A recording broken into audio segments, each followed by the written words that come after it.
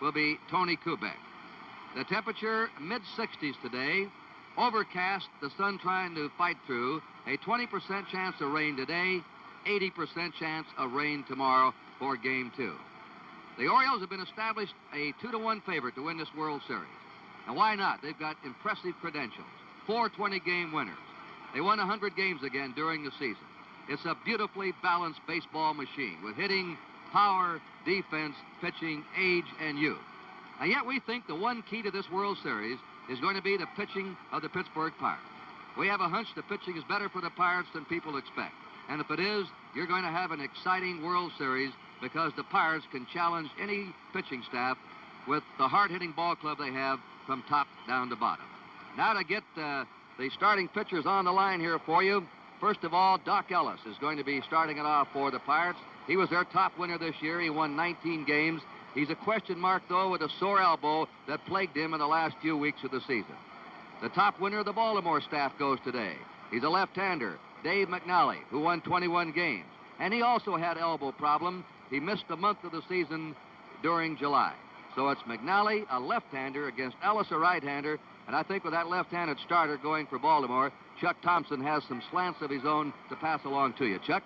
Well, thank you very much, Kurt. Good afternoon, everybody. I think it's a little significant that Baltimore starts a left-handed pitcher against the Pirates, who just really tore up left-handed pitching. They won 39 times against left-handers and lost only 19. Now, why would Baltimore do it? Well, obviously, 1 point. They feel quite certainly that Cuellar and McNally are perhaps a cut above some of the left-handers in the National League the Pirates are swinging at. But almost as important, maybe more important, is the fact that the big bats of Al Oliver and Rich Hebner will be on the sidelines. That will take away from the Pirates' attack 31 home runs and 131 runs batted in. It replaces those figures with 6 home runs and 39 runs batted in off the bats of Gene Kleins and Jose Pagan. The Orioles, a very hot ball club, finished this year the way they did a year ago. They have now won 14 straight ball games. And let's take a look now at the home park of the world champion Baltimore Orioles here, Memorial Stadium in Baltimore. It is a good baseball park. It favors neither the hitter nor the pitcher. And we'll take a look down the left field line. It is 309 feet into the corner. That yellow stripe that you see, well, anything to the left side of it is in play. If it hits on the yellow stripe or to the center field side of it, it is a home run. The power alleys, 380 feet down into right center, and 390 rather in right center and left center. It is 410 feet straight away into center field, and the very same dimensions carry through into the right field corner of the home park of the Baltimore Orioles. And now, with pleasure, let's go downstairs to Tony Kubek. You know, if you look to what the odds makers are saying, and of course the members of the press and most other people, they say the Pittsburgh Pirates don't even belong in the same ballpark with these Baltimore Orioles. But remember this. During those championship series with the San Francisco Giants, they beat a pitcher, Juan Marichal, one of the best in baseball. They beat him with good defense and a couple of home runs, 2-1. When they had to score runs, they did score them off Gaylord Perry in that final game of the playoff series. The Pittsburgh Pirates have a team that is difficult to pitch to, as Kurt Gowdy and, of course, Chuck Thompson have told you. Roberto Clemente and, of course, Manny Sanguillen. Where do you pitch them? Where do you play them? Should Willie Stargell get hot? Well, the Orioles are going to have to score an awful lot of runs in this World Series. My personal prediction, and maybe I'm looking back to history, the 1960 World Series, which our Yankees were a part of, I think it's going to be Pittsburgh in 7 games. Let's go back upstairs. Brave prediction there, Mr. Kubek, and we'll see how it all comes out. We have 54,000, a complete sellout here today in Memorial Stadium. And now we're going to meet the lineup of Pirates and the Orioles. 1971 World Series. Here are the official lineups. First, the National League champion, Pittsburgh Pirates. Here is the manager of the Pirates, number 40, Danny Murtaugh.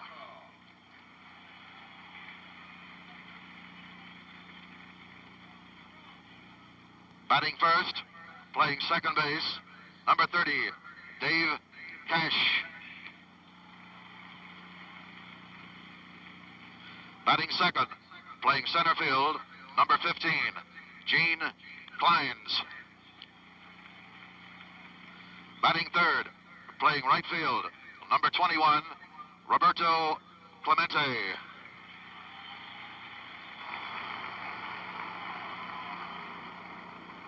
Batting fourth and playing left field, number 8, Willie Stargell.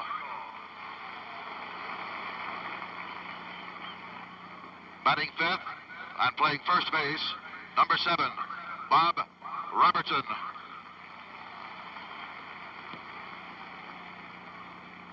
Batting sixth, catching for Pittsburgh, number 35, Manny Sanguillen.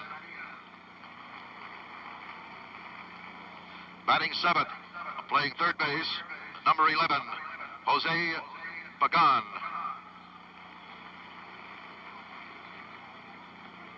Batting eighth and playing shortstop, number 2, Jack Hernandez. Batting ninth and pitching for the Pirates this afternoon, number 17, Doc Ellis, who is warming up on the sidelines. And here are the remaining players and coaches of the Pittsburgh Pirates. Gene Alley, Steve Glass, Nelson Briles, Vic Davalio, Dave Justy, Richie Hebner, Bob Johnson, Bruce Keeson, Milt May, Bill Mazeroski, Bob Miller, Bob Moose, Al Oliver, Charlie Sands, Bob Veal, Luke Walker, and the coaches, Don Leppert, Frank Osiak, Don Osborne, Dave Ricketts, and Bill Virden.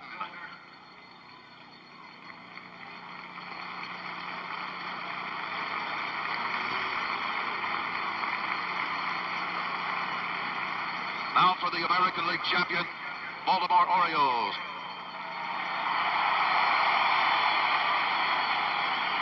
Here is the manager of Baltimore, number 4, Earl Weaver.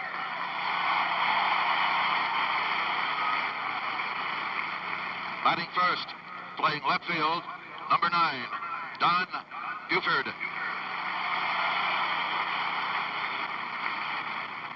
Batting second, playing center field, number 14, Merv Retmond. Batting third, playing first base, number 26, Boog Powell.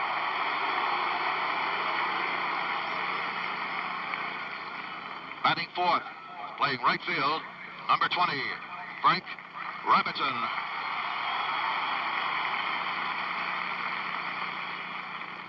Batting fifth, catching for Baltimore, number 10, Elrod Hendricks.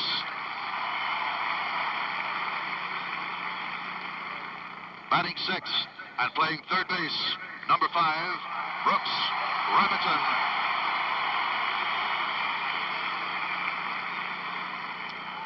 Batting seventh, playing second base, number 15, Dave Johnson.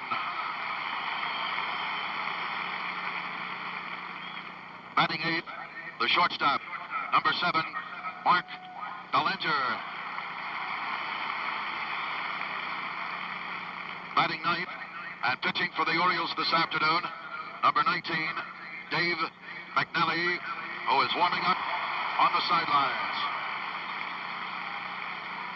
And here are the remaining players and coaches of the Baltimore Orioles: Paul Blair, Mike Cuellar, Clay Dalrymple, Jerry DeVannon, Pat Thompson, Tom Dukes, Andy Etchebarren, Dick Hall, Grant Jackson, Dave Leonard, Kurt Moten, Jim Palmer, Pete Rickard, Chico Salmon, Tom Chauffet, Eddie Watt, and the coaches Jim Fry, Billy Hunter, and George Stoller.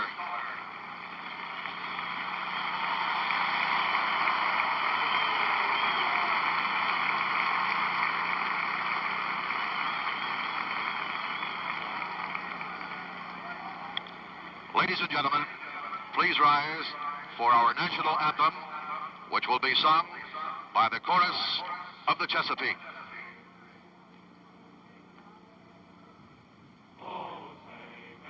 You see by the dawn's early light what so proudly we hailed at the twilight's last gleaming, whose broad stripes and bright stars through the perilous fight for the rampart we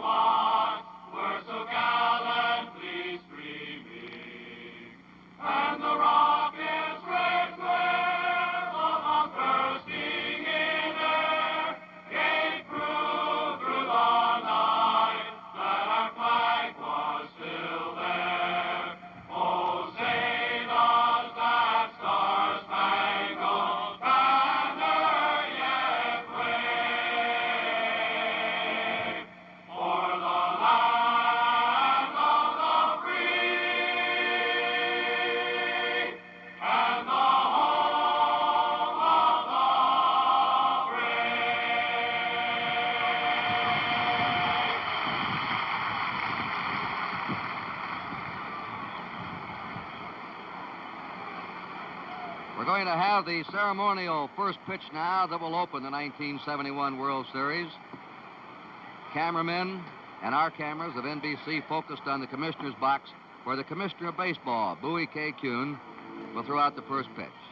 And to his right is Mrs. Kuhn. Ladies and gentlemen. Also in the box, as the guest of the commissioner today, is the Postmaster General Winton Blunt.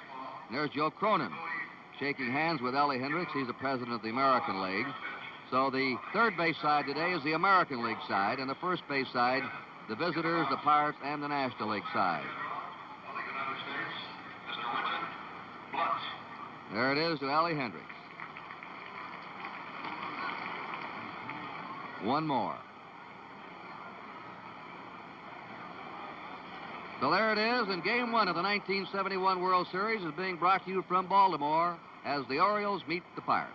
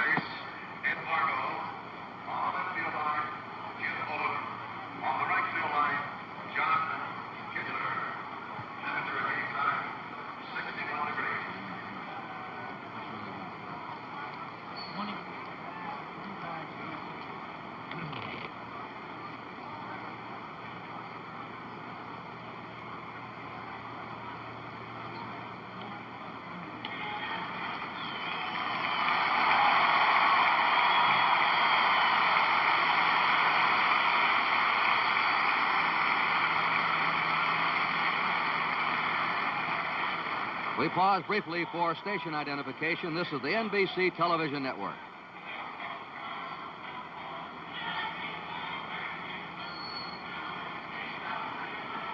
All right, Kurt Gowdy back with you, along with Chuck Thompson and Tony Kubek at first base for the Orioles. Boog Powell playing second base, Dave Johnson.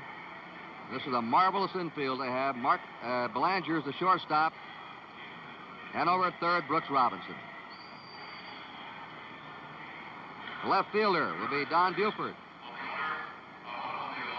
Bit of a surprise in center field today. Merv Retman is starting in place of Paul Blair. The Orioles want a little more punch in their lineup. And in right field, Frank Robinson. Behind the plate will be Ellie Hendricks and Dave McNally. Will be pitching for Baltimore. We have 6 umpires today. Nestor Shylock behind the plate. Ed Sudol at first. John Rice working at second, Ed Bargo at third, James Odom down the left field line, and John Kibler will be working the right field line. Dave McNally from the Big Sky country of Montana now lives in Lutherville, Maryland, a Baltimore suburb. 5'11", 190, 28 years old, has been compared many times to Whitey Ford when he used to work so brilliantly with the New York Yankees. And you can take a look at McNally's statistics. They're great ones. Here's the first pitch of the 71 World Series to Cash, and it's ball 1. Cash hit .289 this year. 2 homers, 34 RBIs. He had a good playoff, 8 hits and 19 times up. He's from Utica, New York. And there's a liner in the center. Retman is there, and there's one down. Cash lines to center. Gene Klein is up next.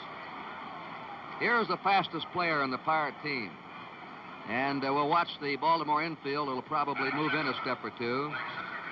Gene Klein lives in Richmond, California, 24 years old. He's only 5'9", but in high school he high jumped 6 feet 7 3/4. He hit .308. He's coming strong now, and he's a player of the future for the Pirates. They have a lot of good young ones. McNally's fastball's on the inside corner. This is the way McNally likes to work. Move that fastball in and out, break the curves off in the fist, or tease you low and outside with him. A real craftsman. There's the slow one. Then he had him way off balance. Strike 2.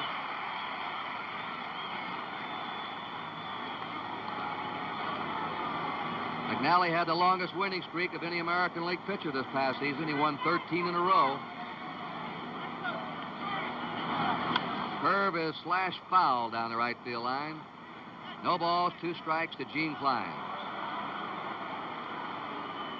Dave McNally had his 4th consecutive 20-win season this year, and he became the first American League pitcher to perform this feat since Red Ruffing of the Yankees back in the 1930s. His fastball's high. 1 ball, 2 strikes to Gene Klein. 1 out, nobody on. There's no score, top of the first. The great one, Roberto Clemente's on deck. That's his nickname in Pittsburgh. Changeup is hit high in the air in the shallow left. Buford coming on, going back to Belanger, and Buford puts it away, and they're 2 down. So, changing speeds. McNally fools Kleins. Roberto Clemente hit .341 this year. 13 homers, 86 runs batted in. He hit .333 in the National League playoffs. Now, let's watch. It's going to be interesting to see where Baltimore defensively plays these batters. They're playing Clemente way over in right center. Rettman in right center. See him there, and Frank Robinson toward the right field line. Most clubs in the National League pitch Clemente outside. And that's where McNally's pitching him on that outside corner, strike 1. Clemente can pull the inside pitch. He slashes the ball all over, as most of the Pirates do. They're a very hard team to defense. You can't play them just any one way. The 1-strike delivery. There's a drive into deep right center. Frank Robinson going back, and that ball's off the wall. Clemente digging for 2, and he's in there with a stand-up double to the opposite field. Typical Clemente hit.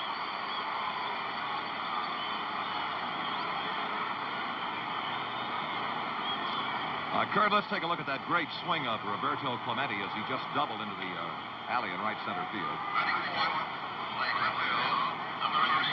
Beautiful. As you mentioned a moment ago, Clemente can and will hit the ball to any and all fields, and that ball seemed to be coming in on him a little bit, yet he took it the other way. All right, Willie Stargell, who had a miserable playoffs for the Pirates, 14 times up without a hit, is hoping to break loose in the World Series. A ball to him. He's the home run king of the major leagues this year with 48. He hit .295. He struck out 6 times in the 4-game National League playoff. The Pirates have Clemente at second, 2 down. No score, top of the first inning.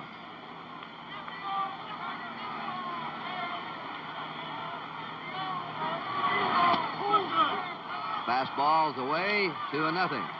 They're playing Stargell as a pull hitter to right. And they're playing him deep.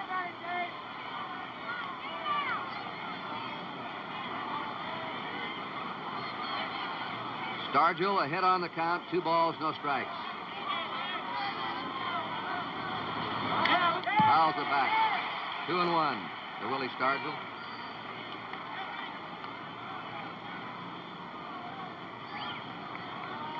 This is the 6th World Series start for Dave McNally. World Series record, 2 wins and a loss.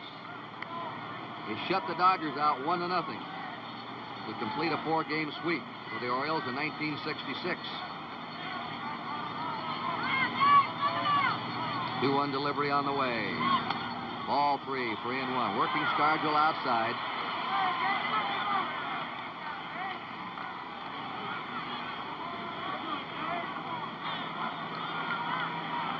Stargell, born in Earlsboro, Oklahoma, lives now in Pittsburgh. 30 years old. Right in his prime. The 3-1 delivery. He committed himself. Strike 2. 3-2.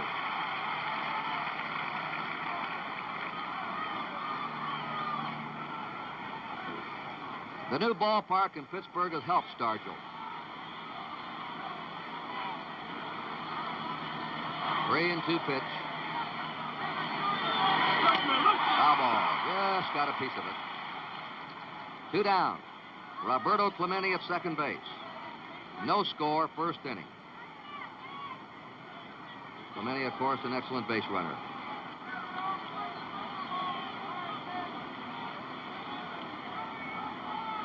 Four really tough men in a row in this Pirate lineup. Clemente, Stargell, Robertson, and Sanguillen. 3-2 pitch. to Willie Stargell. Took him out on a fastball. He blew it by him. No runs for the Pirates. One hit, there were no errors, and one man left. Middle of the first inning, the score. The Pirates nothing, the Orioles coming to bat. Have you seen him different? But after working him outside, he came inside. Yeah. Fastball. Good fastball. It's quick with it.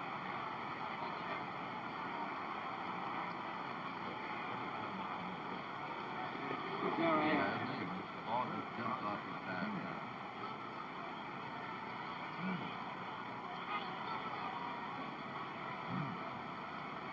Coaching. Hurry up.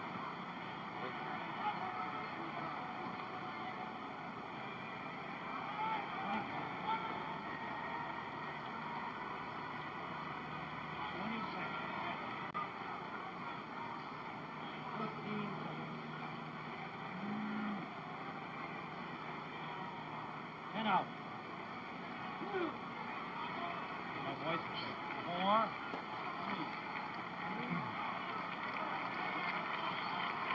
55-year-old George Scholar coaching at first for the Orioles, his 4th year as a Baltimore coach, and 43-year-old Billy Hunter coaching at third, used to be a big league ball player, shortstop. This is his 8th season as a Baltimore coach. And the first 3 men up for the Orioles will be Don Buford, Merv Rettenmund, and Boog Powell, facing 26-year-old Doc Ellis. Born in Los Angeles, lives now in Pittsburgh. He won 19 games and lost 9.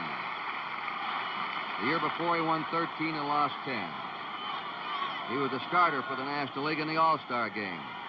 Had a tremendous first half of the season, was slowed down in the second half by elbow problems.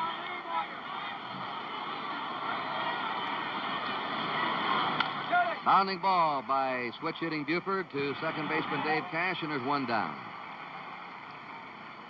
Now, Ellis has 2 types of fastball. One rises, the other one sinks. So Sanguillen, the catcher, will give him 2 fastball signals. He has a slider and a breaking pitch.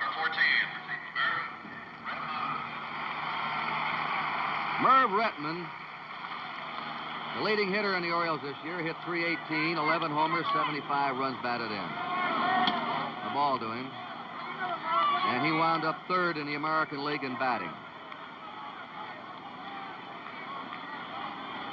Rettenmund has been sitting on the bench for a couple of years, part-time. He hits a chopper. Here's a tough play for Hernandez. The throw, he's got him. Good play by Jackie Hernandez. 2 down.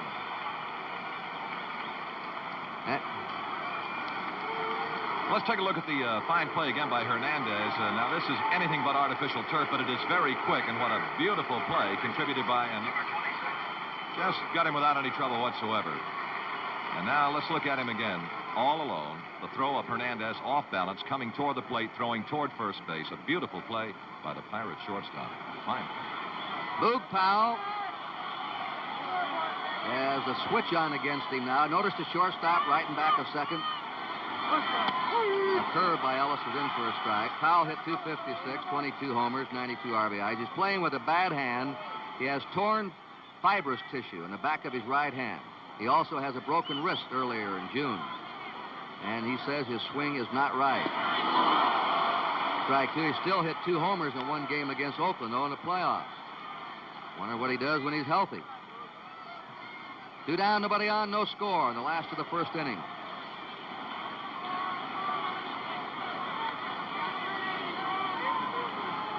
Doc Ellis averaged 5 strikeouts a game every 9 innings he pitched this year.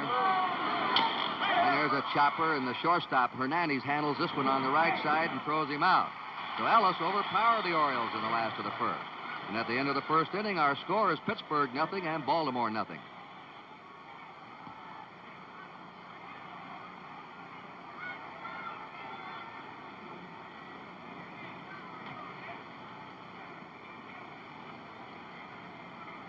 Yes, sir.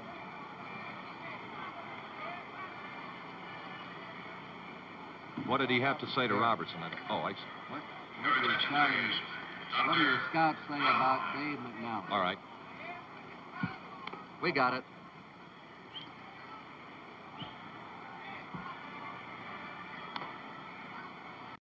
Yes, sir.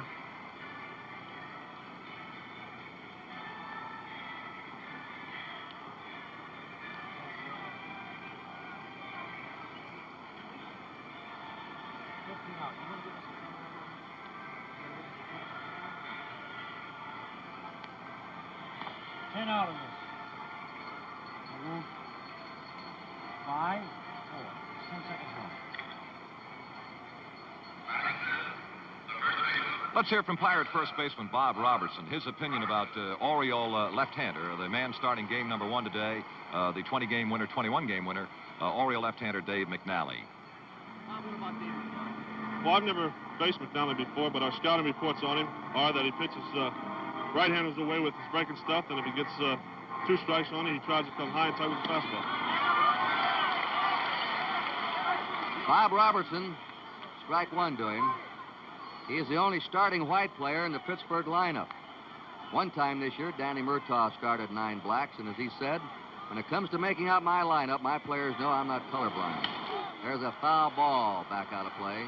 Robertson had a tremendous playoff series, 3 homers in 1 game at San Francisco, another homer in Pittsburgh against the Giants. And he is a native of Maryland, Frostburg, Maryland, moving along into the line of great sluggers turned out by this state.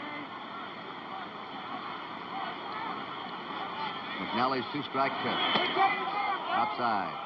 A fellow named Babe Ruth. Home run Baker.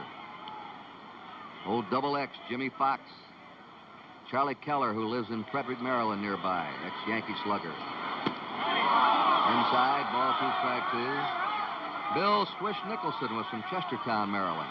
The state of Maryland is turning out some hard-hitting ball players. And, of course, Lefty Grove, one of the all-time pitchers. 2-2 to Bob Robertson.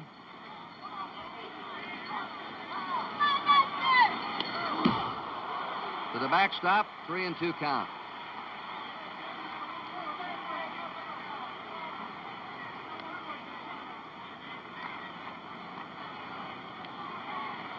Robertson in '68 missed the entire season. He had a kidney obstruction and had to have kidney surgery.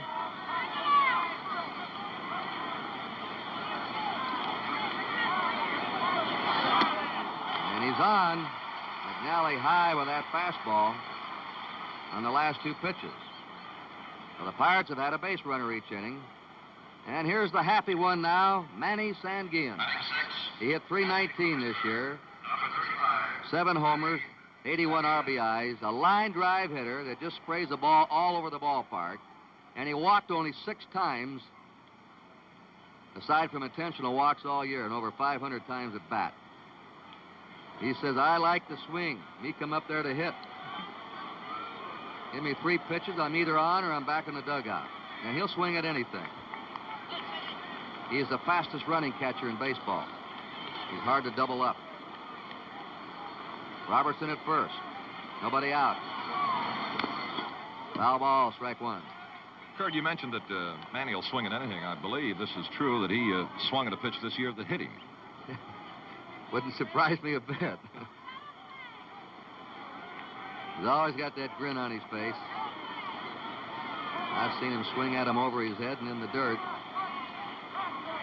A 1-strike pitch. And down to second goes Bob Robertson. A wild pitch charged against Dave McNally. You don't usually see McNally this far out of the strike zone, do you, Chuck? No, it is not a pattern of McNally to throw anything but strikes. He is the kind of pitcher that, as you know very well, Kurt, that believes in making the batter hit his pitch. He doesn't feature very many strikeouts. He is seldom very wild. And there is another thing that is very true of McNally. He seldom, if ever, beats himself. And, of course, walks and wild pitches would be beating yourself. He's the kind of fellow you have to go get. He walked 2.3 batters every 9 innings this year. And as Chuck said, he's not a strikeout pitcher. He averaged only 3.7 strikeouts for every 9 innings this year. He's usually around the plate. 1 ball, 1 strike to Manny Sanguillen, native of Panama. Ball 2 to Sanguillen. 2-1. Pirates had Clemente on second in the first inning. Now they have Robertson on second here in the second inning. Nobody out. 2-1 delivery. Ground ball to short. Belanger is going to third and hits the runner. Robertson goes into the dugout. Bob Robertson scores. And down to second goes Sanguillen. And the Orioles, who are not supposed to make many mistakes, who don't beat themselves, watch this rerun now, have hurt themselves here in the second inning. They really have. The Belanger throw, it looks as though it hit Robertson right on the batting helmet coming in, and that is exactly what happened. Hit Robertson on the batting helmet, and another point for wearing that helmet on the base pass. The error is charged to the shortstop. Now here comes Robertson all alone right toward third base, and the ball hits him on the batting helmet. Nothing Brooks can do about it. Charge shortstop Belanger with the error. Pirates lead 1-0. Kurt? It's always a gamble play, that play going to third. Pitch is high for a ball.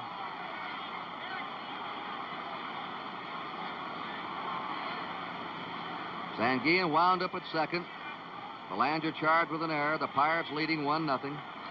Nobody out. And Jose Pagan, who hit .241 this year, chops it to McNally. He's going to have to hurry this throw, and it is just in time. Sanguillen made his turn and holds at third. Pagan out from McNally to Powell. Jackie Hernandez coming up. Hit .206 during the year. If there's one weak spot in that Pirate batting order, it's Hernandez. And the pitcher. Now the infield draws in. Right on the edge of the grass. The outfield will play Hernandez straight away. A fast man, Sanguillen at third.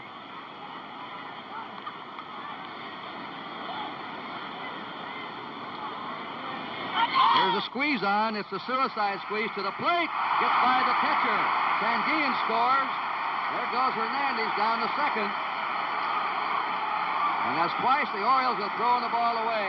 But I think the suicide squeeze would have worked anyway. The runner was coming on the pitch. Well, it was definitely, as you said, Kurt, the suicide squeeze, a runner coming, and McNally got to it and knew he had to hurry. He couldn't take time to set up and make the throw. Well, now as we look at it on the magic of videotape, it's quite possible that Hendricks might have had a play. Here comes that runner, Sanguillen, headed for the plate. Now, see if you don't think that maybe Hendricks, with a better throw, might have had a play. I think he might have had a play with a better throw, and they might have gotten Sanguillen at the plate, but the throw was off the mark. And again, the Orioles have made something they don't often do, another mistake. A sacrifice for Hernandez. An error charged on the catcher, Hendricks. And Doc Ellis, the Pirate pitcher's up. Fastball for a strike to him. Pirates lead 2-0. The Orioles, a brilliant defensive team, have not looked that way so far in this game. One strike to Ellis.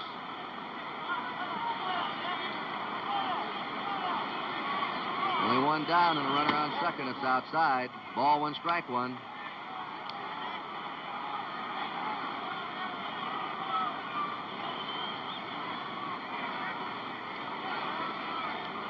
I don't believe that throw could have got him at the plate, Chuck. It was off to the side. But you never know until they both were there together. Swung late, strike two. 1-2 to Doc Ellis. Kurt, you know, as we look at that replay again, obviously he would not have been able to get him with that kind of a throw. But a better throw had it been to the inside of the plate, and certainly Hendricks did have a play on the suicide squeeze, but McNally didn't make the good throw. A 1-2 pitch to Doc Ellis. Full and a high fastball. Second strikeout for McNally. Now the top of the order, and Dave Cash, who lined to center his first time. Cash, a fine all-around athlete at Utica, New York. 2 down for the Pirates. Jackie Hernandez at second. They gave Hernandez an RBI on that bunt. On that suicide squeeze bunt. There's a line drive into center. Hernandez is coming in to score, and the Pirates have a 3-0 lead. Cash singles to center.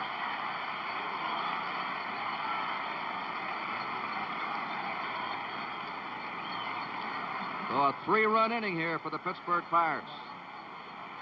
And now Earl Weaver comes out.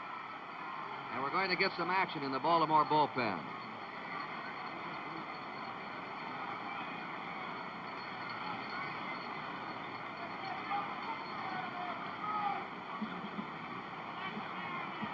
Grant Jackson and Dave Leonard are starting to warm up. Jackson is the left-hander. Leonard is the right-hander.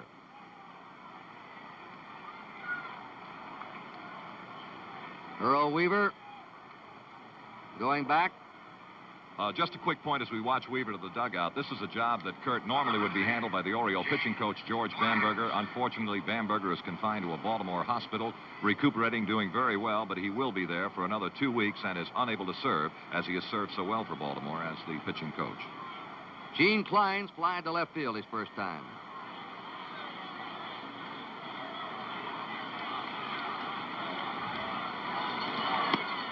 A strike to him. Cash, a fast man at first. He stole 13 bases in 18 attempts this year. Ellie Hendricks is not the greatest defensive catcher in baseball. They may try and go on him. His counterpart, Manny Sanguillen, has one of the best throwing arms in the game. Both catchers box the ball around a bit in back of the plate. Pounding ball to Belanger. The second base, he had trouble digging the ball out of his glove, and it was a closer play than it looked when it started. Belanger had trouble getting the ball out of his mitt. A force out at second on Cash. 3 runs for the Pirates. They had only 1 hit. There were 2 errors and 1 left. And at the end of an inning and a half, it's Pittsburgh 3, Baltimore nothing. Your attention, please. Frank Melnick. Contact the Orioles. Against Vida Blue, McNally in the first 4 innings gave up 3 runs and 6 hits, and then shut him out on 1 hit for the remaining 3.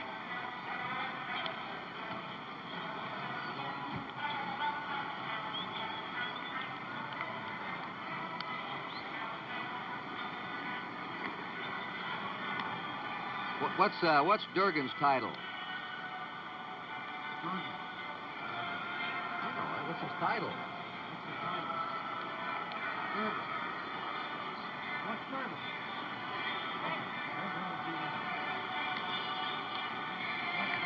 How can you go to president of the same thing? How can you go for president? President of the company, the other president of the ring.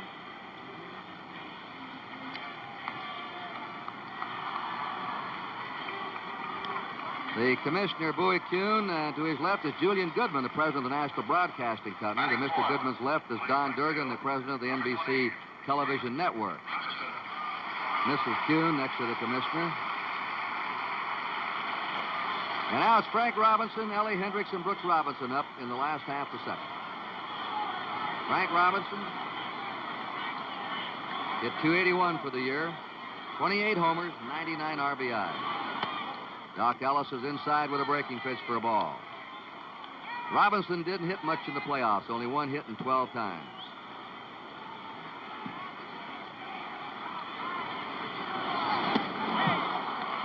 There's that sinker, 1-1. Doc Ellis's 8th professional season. Began in the Pirate organization in '64. He was booed today when his name was announced. As Kurt mentioned, there just wasn't any doubt about it. The minute it left the bat, it was gone, and the Orioles have a run. Ellie Hendricks goes after the inside pitch and fouls it off. Hendricks hit .250 for the year. Had 2 out of 4. There's the Pirate manager in his jacket with his arms crossed, Danny Murtaugh. Bill Verdon to his left.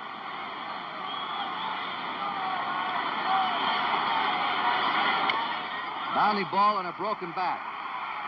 Cash fields it, throws to first, and gets Hendricks 1 down.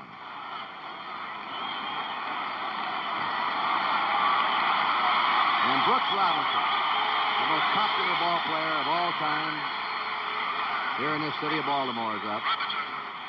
You all remember the show he put on last year. But he was laughingly telling me today they didn't remember the '69 series. There's a high drive in the deep left. Room, though, for Gene Klein. He has it, and there are 2 down. Because Brooks Robinson in the '69 World Series had only 1 hit in 19 times up. Now it's Dave Johnson coming up. This telecast presented by authority of Major League Baseball, intended solely for the private, non-commercial use of our audience. And any publication, retransmission, or other use of the pictures, descriptions, and accounts of this game without the express written consent of the Commissioner of Baseball is prohibited. 3-1 Pittsburgh, last half the second. Dave Johnson. A good pitch, knee-high in that outside corner. Johnson hit .282. Hit .281 last year and .280 the year before. He's going up a point a season. A strike to him. 0-2. The on-deck batter is Mark Belanger.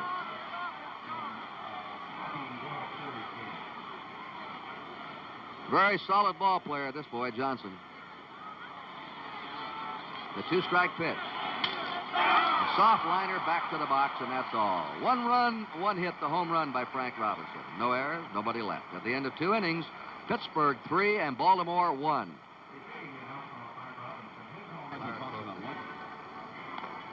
How's he getting Out of the slump. Okay. What's he going to do? Yeah. Out of the slump? Right. Thank you.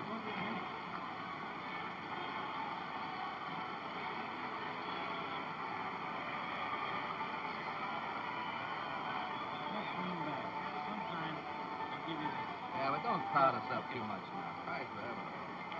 Wait a little. Why do they want to push everything right in the first inning?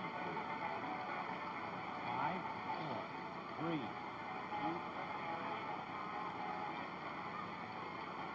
The Pittsburgh coaches today are Don Leppert, 39 years old. This is his 4th season as Pittsburgh coach. He's at first base. And over at third is 59-year-old Frank Oshiak, who's serving his 9th season as a Pirate coach. And Roberto Clemente will lead off in the 3rd inning for Pittsburgh, to be followed by Willie Stargell and Bob Robertson. Clemente doubled off the right center field fence his first time. He's one of the few left from the Pirate 1960 World Championship team. Ball 1 to him. Incidentally, the Pirate owner, Mr. John Galbraith, is leaving after this game today for Paris, France. A 1-0 pitch. Curve is in, 1-1. He has one of the top 2-year-old race horses in the world over there, and he named the horse Roberto, after Roberto Clemente. A 1-1 pitch. And there's a typical Clemente hit again, reaching out, slashing it into center. That pitch looked like it'd be about a foot outside, Chuck. Hit it as if, like a stork. Now, here's Willie Stargell, and of course, as Kurt has already commented, Stargell has been in a little bit of a slump. It's a worrisome thing. It happens to every ball player who's ever played the game. So Stargell was asked, what does he intend to do to get out of it? Well, last year, I hit in the playoffs, and we didn't win. This year, I didn't hit, and we won. It took the death to be here. Personally, I've been taking some batting practice, hopefully that I can do some of the things that I'm capable of doing and have a big series. I've never been in the World Series before, so I'm definitely looking forward to this one. Willie Stargell has a count of 1 ball and no strikes. It's 2-0 to him now. Pirates ahead 3-1. They've had 3 hits. The Orioles have had 1 hit. Clemente's at first, nobody out.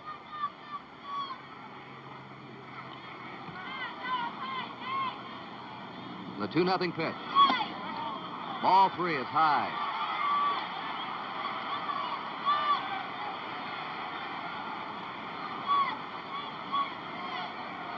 Three and 0. The Stars will get the green light on this one. A strike, 3-1. We have action again in the Baltimore bullpen. Dave Leonard, a right-hander, warming up. 3-1 pitch. With a fastball, 3-2 for Willie Stargell.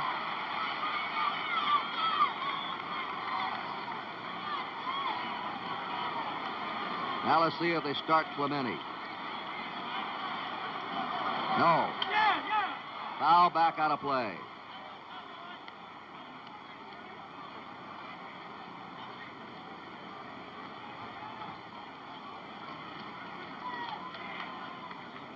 Dave McNally never pitched in high school, but he pitched in American Legion ball. In fact, American Legion post number 4 in Billings, Montana was the team he pitched for. The 3-2 delivery. He walked him, and the Pirates have runners on first and second, nobody out. And Bob Robertson coming up. And McNally's old American Legion coach and his wife are here as his guests for the World Series. Must be quite a Legion team. They won 26 out of 28 state titles. It's not a bad record. 3-1 on the NBC scoreboard. The Pirates are ahead. If you joined us late, the Pirates got 3 in the top of the second. Baltimore made 2 errors. Frank Robinson hit a homer in the last of the second for the Orioles. And the Pirates are threatening again. They've had at least 1 runner on each inning. 0-1 to Bob Robertson, who walked his first time.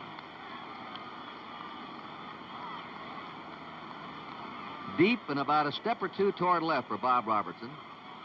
But he can hit home runs over the right center field wall and the right field fence. We saw him do it in San Francisco. Left, center, and right in the same game. Foul ball, strike 2. 0-2 to Bob Robertson.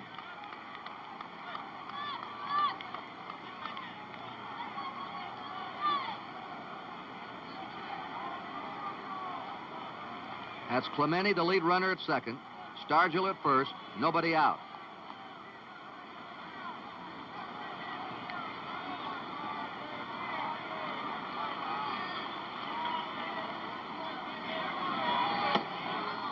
A ball and 2 strikes to him.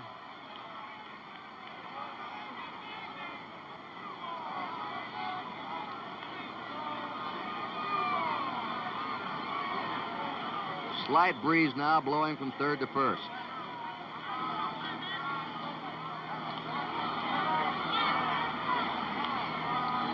Notice those white houses up there in the background on the hill. A left-hander coming straight overhand. That ball will come out of those white houses and give the hitters some problems, some background problems. A 1-2 pitch. Struck him out on a fastball. That's the 3rd strikeout for McNally. And Manny Sanguillen's up. He was on with a fielder's choice his first time. Sanguillen didn't play baseball. As a youngster, he was a soccer player in Panama. He went to a Bible school in high school, and that's when he started playing baseball.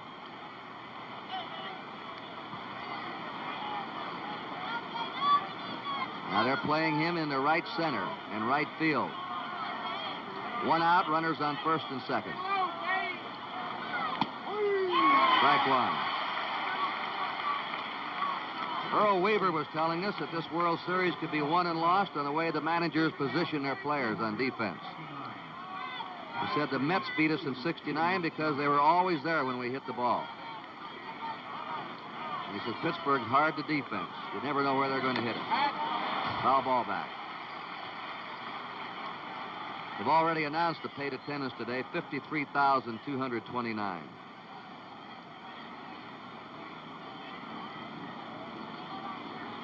Two strikes to Manny Sanguillen. Clemente's at second. Stargell's at first. 1 away. The Pirates ahead 3-1.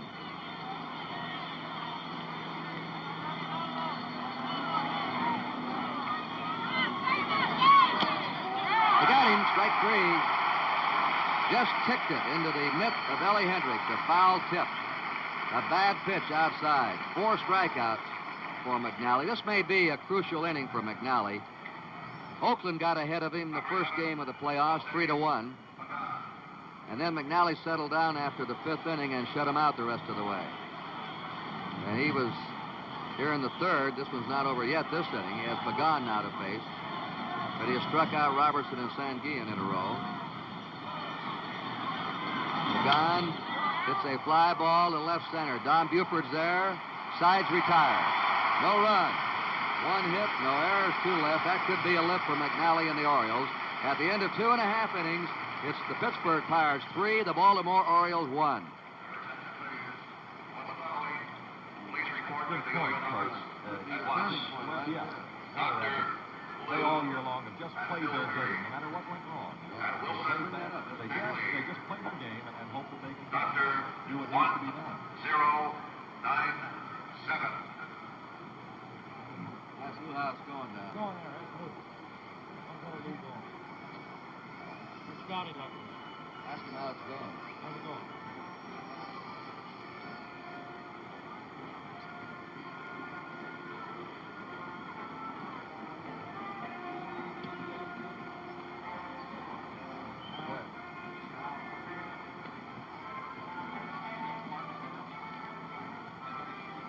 I'm going to get on this kid in his own. Get on my phone.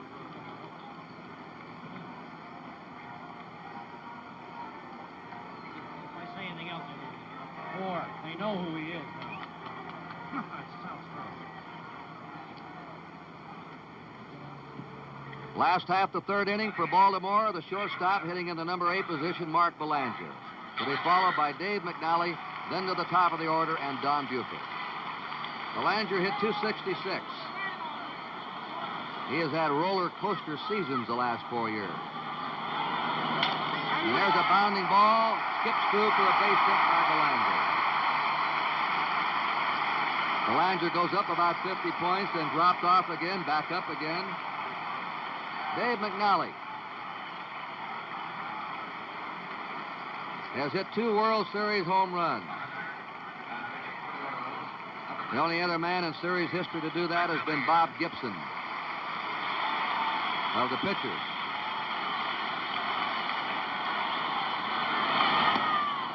Strike to McNally. McNally hit a home run in the World Series against Jerry Koosman in '69. And you'll remember last year he became the first pitcher ever to hit a Grand Slam home run. He hit that one off Wayne Granger. Strike 2. Nothing in 2. He had ideas of sacrificing that time.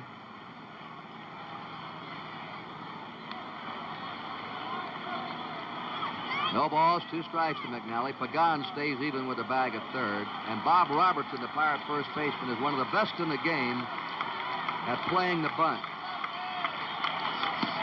Outside. He is deadly on charging bunts and throwing to second or third. Now Danny Murtaugh says check with somebody out there.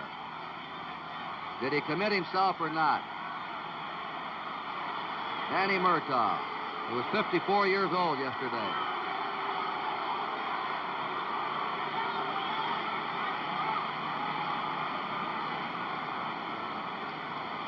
He doesn't have an awful lot to say, but don't let him fool you. He's a competitor. Maybe he didn't say a lot, but that look he directed toward first base had a few words in it. 1 ball, 2 strikes to McNally. Belanger at first, nobody out. Strike 3, he's gone. First strikeout for Doc Ellis. Switch hitting Don Buford up, grounded out to second his first time. Buford had about 30 cc of fluid drained from his knee a couple of weeks ago. He has a chronic bad knee that he got playing college football at USC. A surprising power when you look at him. He's a squat figure, but he hit 19 homers. Ball 1 to Buford. We're now at the top of the Oriole batting order. The Pirates are leading 3-1 last of the third. Belanger at first, 1 out.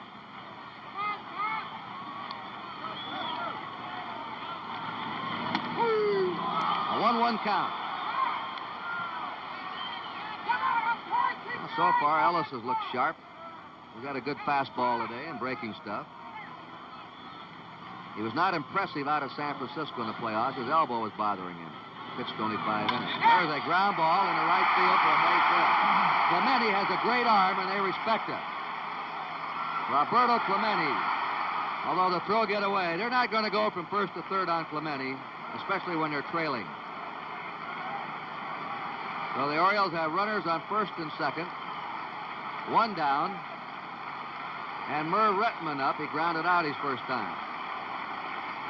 We'll have a chance to look at it this time, Kurt. I wanted to comment on it the first time Retman came up. the Pirates are playing Retman quite a bit differently than the clubs in the American League played him.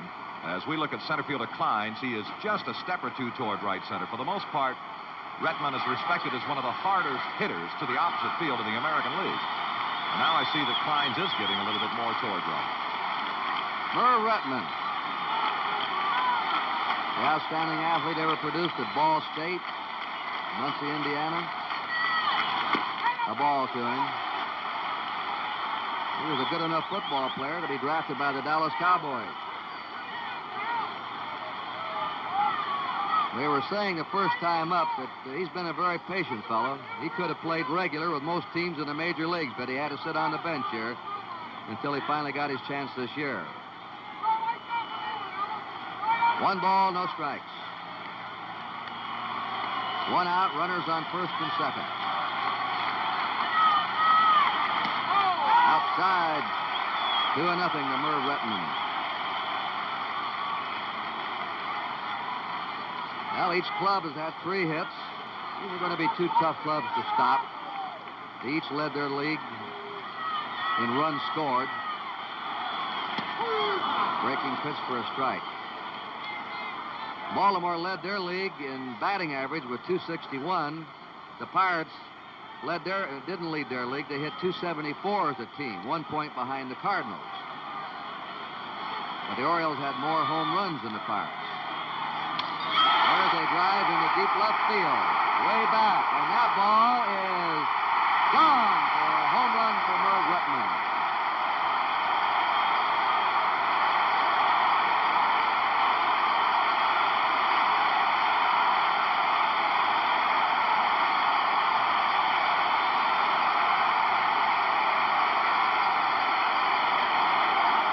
The Retman home run swing.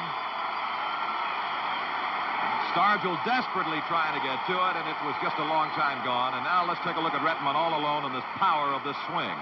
Though he has hit but 11 home runs in the regular campaign, he just got everything he had into that cut, did he not, Kurt? He sure did, and he had his head down right on that ball, the way a good hitter should. There's ball 1 to Boog Powell. Merv Retman's second series home run. He hit 1 in the final game last year off Cloninger. And he was put in the lineup today in place of Paul Blair to get a little more punch into the Baltimore batting order, and Earl Weaver pushed the right button with him today. Changeup, strike 1, 1-1. Bob Moose now warming up in the Pirate bullpen. And the Orioles take the lead 4-3.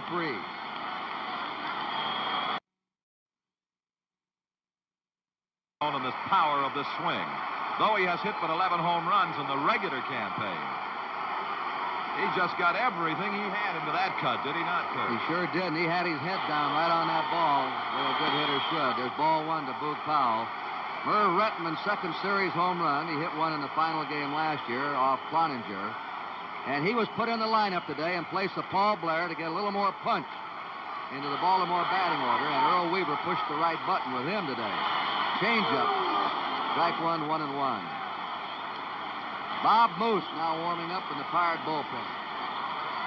And the Orioles take the lead 4-3. 1-1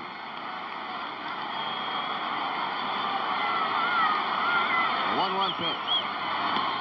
Low. We said the Orioles had hit 5 more homers than Pittsburgh, yet the Pirates led the National League in home runs.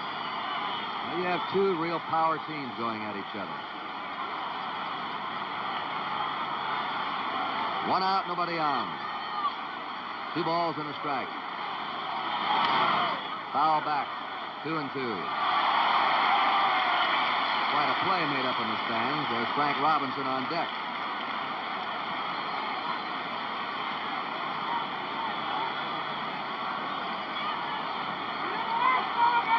They have a shift on against Powell.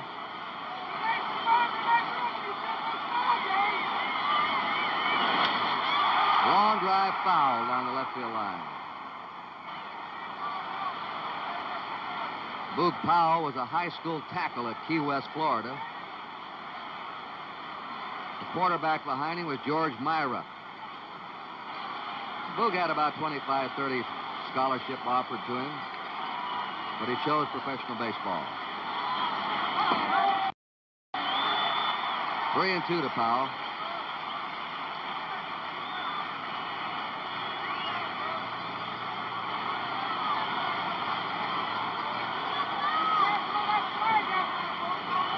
One out, nobody on.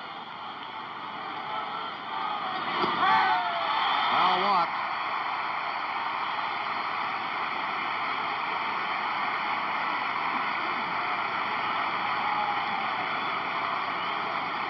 Don Leppert now is coming out of the...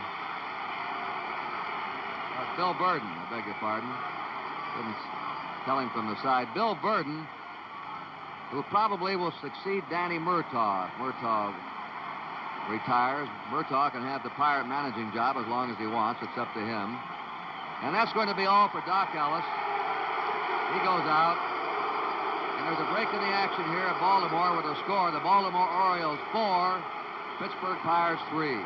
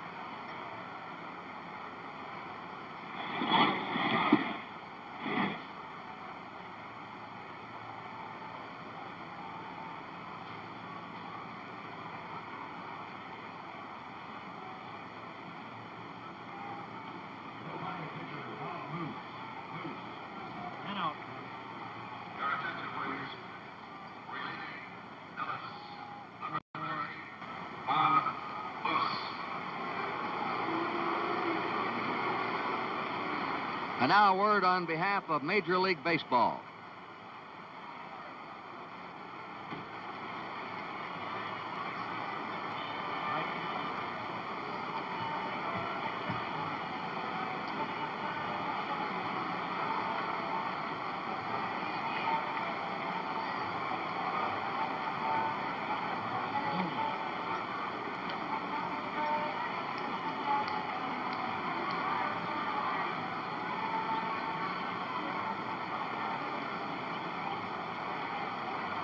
All right, Tony, where are you? I'm sitting right alongside the dugout, the third base dugout of the Orioles, Kurt. And, you know, we had a chance so far to see a couple of things very unusual about the Orioles especially. One fact that they very seldom give up runs. They very seldom are intimidated by an opposing team. They were by the Pittsburgh Pirates when they gave up 3 runs on just 1 hit, committed 2 errors. We also saw the great competitive spirit of this ball club, led by their team leader, Frank Robinson. After the 3 runs were given up, Robbie went up to the plate, first man up, hit the home run, and right then you could see the aura of this club in the dugout change from one of a little bit of dejection having giving up those 3 runs to one of wanting to win again, and their pride was hurt, and Robbie pulled them back out again. Let's go back upstairs. All right, thank you, Tony. Now here is Frank Robinson facing Bob Moose, 24 years old today, Bob Moose. A happy birthday to him. Born in Export, Pennsylvania, which is about 15 miles from Old Forbes Field. Bob lives in Pittsburgh now. He won 11 and lost 7 this year with an earned run average of 4.11. Strike to Frank Robinson. Moose was used as a starter 18 times and as a relief pitcher 12 times. Boog Powell at first. 1 down, the Orioles ahead 4-3 in the last of the 3rd. Playing off the bag against Powell. Van Gien boxed that one in front of him. A ball and a strike.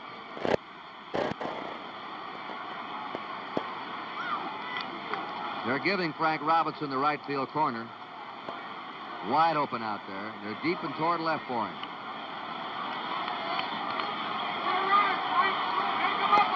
1-1 pitch. He was trying to go to right, too. He was trying to smash that ball through the right side of the infield or into the right field corner. A big hole on the right side of the infield. Kurt, a year ago, he was 0 for 9 in the World Series and still tried to go to right field and got a base hit out of it when the Orioles came home. 1 ball, 2 strikes. Bob Moose strikes him out. 2 down. Monday morning on Today, join Barbara Waller, Joe Garagiola, Frank Blair, and the entire staff in welcoming new host Frank McGee to Today, right here on NBC.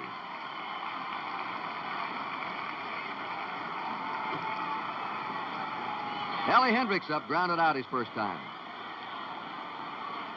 And they're playing him almost with a shift. Gets away. There goes Powell, the second. A wild pitch charged against Bob Moose. 2 down. Powell now in scoring position.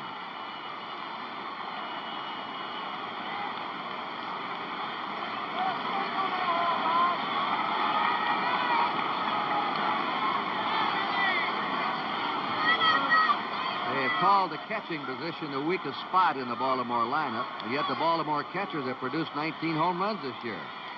9 by Hendricks, 9 by Echeverria, and 1 by Dalrymple. Hendricks can pull the ball to right a long way.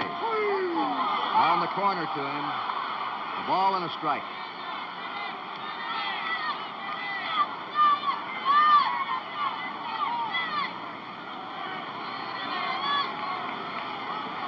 I'm just thinking, Kurt, that if Moose can keep the ball where he had it the last pitch to Hendricks all day, he'll not have any trouble with Elrod. That was a perfect pitch to Hendricks.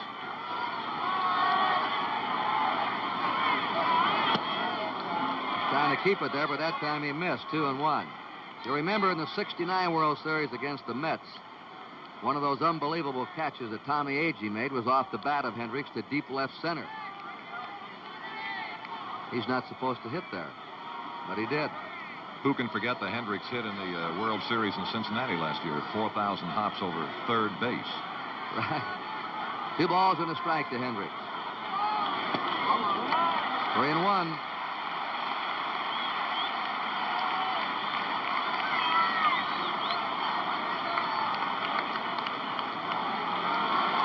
Boog Powell at second, 2 down.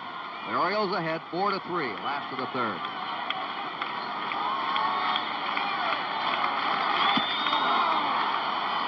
Three and 2. That's Jackie Hernandez that you see in back of second, the shortstop. And he's played 2 or 3 of the Oriole hitters this way now.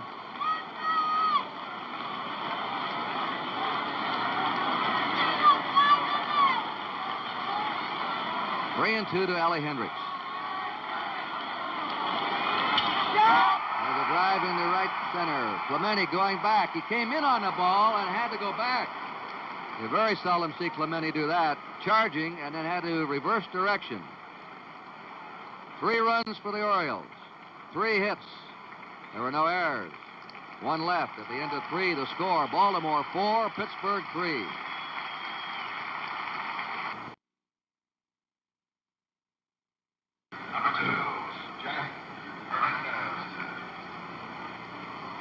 Jack Hernandez will lead off for the Pirates, their number 8 hitter in the lineup, followed by the pitcher Moose and then Dave Cash at the top of the order. Hernandez credited with a sacrifice bunt and a run batted in his first time. A strike. Well, we'll have to see what happens, but you could have had a turning point in this game in the third, and the Pirates had runners on first and second, nobody out. And then McNally struck out Robertson, Sanguin, and got Pagan on a fly. Foul ball. Had Robertson or Sanguin done something and given the Pirates some scores, McNally might have been out. He's one of those pitchers like Cuellar. You don't want to let him get away. You better deliver that knockout blow early on him. You've got him. The 2-strike pitch. 1 and 2 to Jackie Hernandez.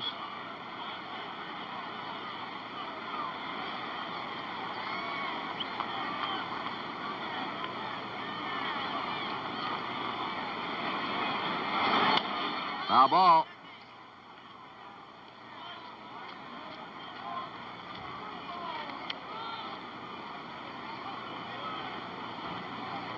He's had some record here in Baltimore the last 4 years. He's won 48 out of 60 games in this ballpark.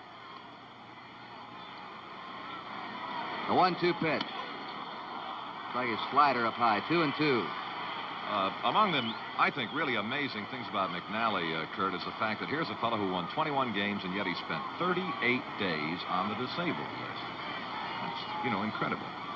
Really is, Chuck. The 2-2 pitch to Hernandez. Fastball got him.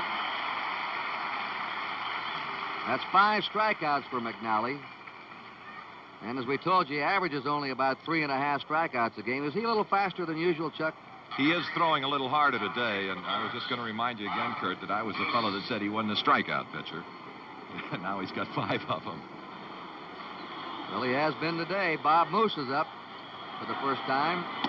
The ball to him.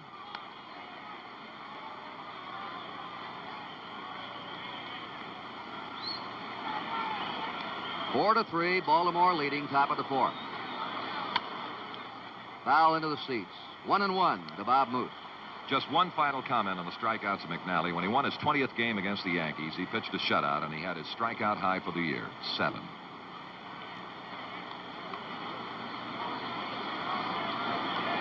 One delivery. Foul ball. 1-2 to Bob Moose. Game 2 tomorrow. We'll be on at 1:30 Eastern Daylight Time. That's Cash on deck.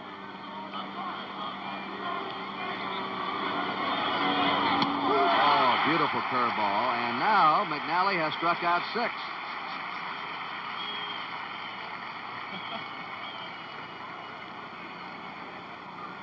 Dave Cash lined to center his first time and then singled. Baltimore 4, Pittsburgh 3 in the top of the 4th.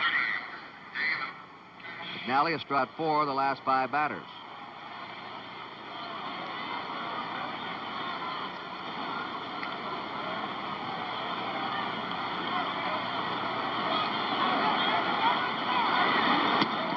Curve hangs outside. We pause briefly for station identification. This is the NBC television.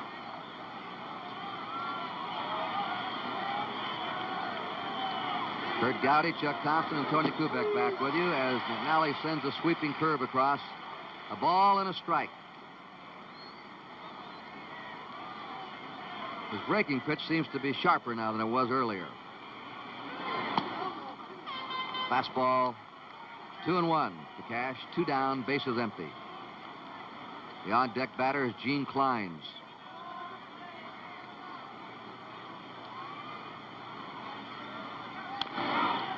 And after that fastball to make it 2-2, and McNally really jammed him with that one, right on the fist.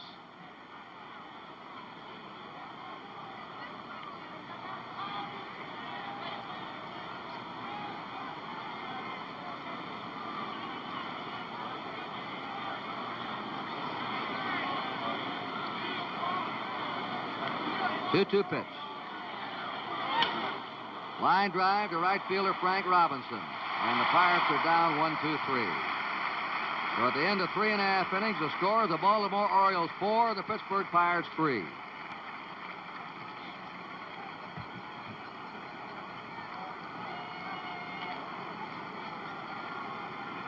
Let this guy get away.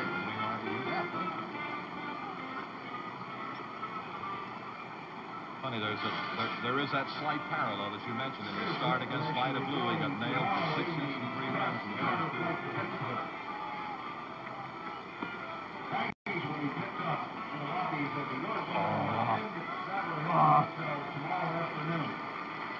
Thank you.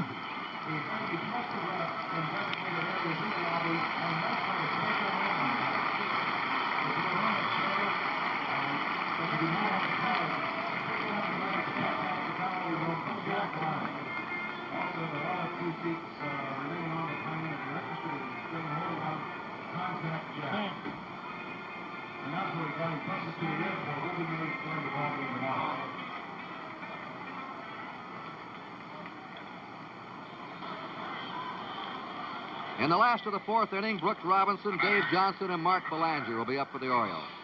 Robinson flied to center his first time.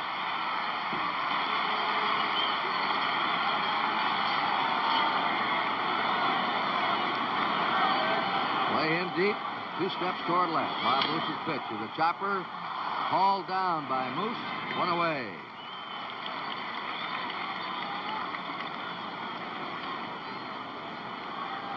Good fielding play by Bob Moose. Dave Johnson lined to the pitcher his first time. Number 15, Dave Johnson. Doc Ellis, the starter, went 2 in the 3rd innings, allowed 4 hits, 4 runs. Walked 1 and struck out 1. He was removed in the 3rd. Just outside a ball to Dave Johnson, who in the offseason now is going to be a golf professional in Florida. He hits a high fly to Clemente in right center. 2 down.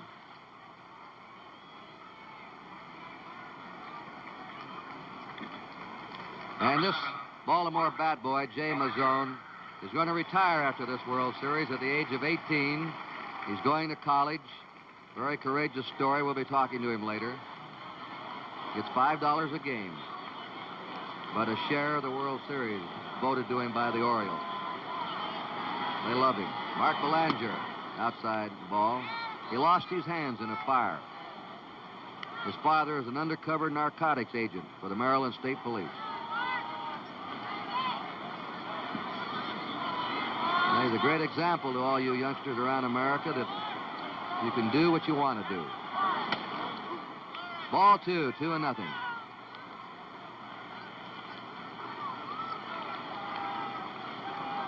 Belanger singled up the middle his first time. 3-0 to Mark Belanger. It was quite a basketball star at Pittsfield, Massachusetts. He's got the build of a basketball player. Tall, lean, big hands, quick action. 3-1. 2 down, nobody on. Baltimore leading 4-3, last to the 4th.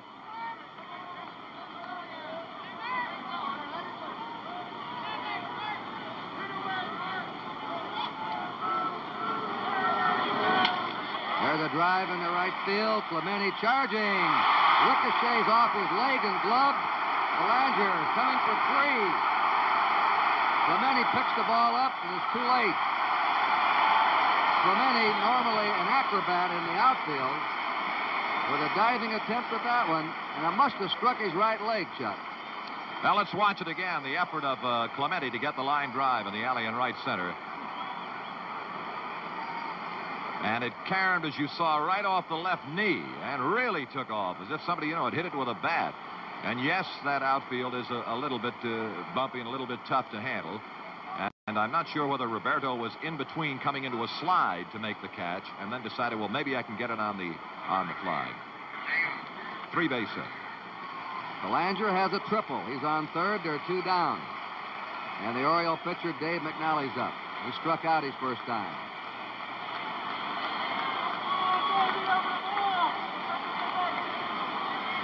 Five hits for the Orioles, 2 homers and a triple among them.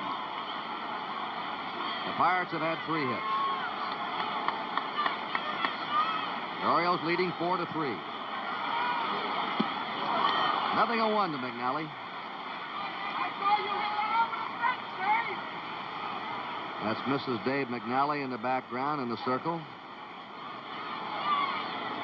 hoping her husband can help his own cause right now. The 1-strike pitch to him. 0-2 to McNally. Belanger at 3rd, 2 down.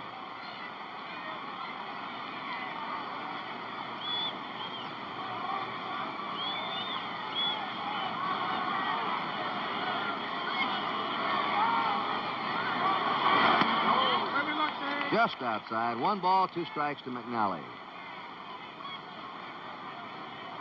I believe only another player or 2 has come from Montana into the big leagues. The climate is not conducive to play baseball the year round. The 1-2 pitch struck him out. No runs, 1 hit. There were no errors and 1 left. And at the end of 4 innings, the score is Baltimore 4 and Pittsburgh 3. Tomorrow we have a big baseball-football doubleheader on NBC. The World Series Game 2 will be on starting at 1:30 Eastern Daylight Time. To be followed by the Oakland Raiders and Denver Bronco NFL game right after World Series Game number 2. And tomorrow's pitchers, 2 right-handers, Jim Palmer for the Orioles, Bob Johnson for the Pirates. Gene Kleins is flying to left, hit into a force play. And it's a strike from McNally. Active major leaguers born in Montana. Dave McNally that you're looking at right now on the mound. From Billings. Ground ball. Brooks Robinson stabs it. One down. There he goes into action. And I caution you again, this is 1971, not 1970. And here is the miraculous glove of Brooks Robinson. And again, I'm sure you have heard this comment, and Kurt has used it a few times, that everything Brooks Robinson does, he does with his left hand, except throw a baseball. He writes with his left hand, he eats with his left hand. Here it is again, from a different angle. Just an outstanding, or I guess for Brooks, a routine defensive play. Roberto Clemente has doubled to right center off the wall and single to center, 2 out of 2. Gary Niebauer, an Atlanta pitcher, is born in Billings, Montana. And John Lowenstein, a Cleveland infielder from Wolf Point, Montana. So they have 3 in the majors. Nice one. I just want those folks out there to take care of those great blue ribbon trout streams they have. Keep them cold and clear and don't build any unnecessary dams.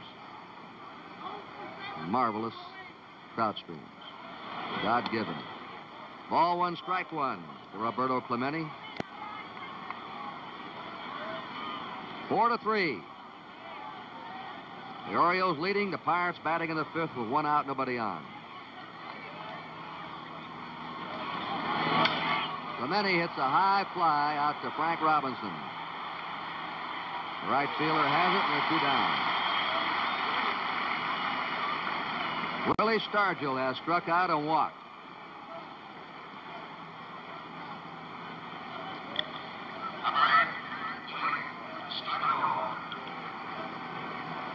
And now Dave McNally has retired 8 in a row. They let him off the hook in the 3rd when they had runners on 1st and 2nd, nobody out. Ball 1. He'd had a wild pitch in the 2nd. He'd walked the batter. The Orioles played sloppy baseball in the 2nd, gave up a couple of runs on errors. Ground ball to short. Belanger, a bad hop to him, but he still has it with those quick hands of his. That nearly hit him in the throat. 3 up and 3 down for the Pirates in the 5th. And at the end of 4.5 innings, it's Baltimore 4 and Pittsburgh 3.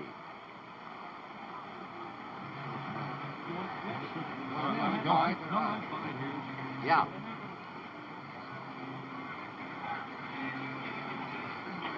Right. Correct.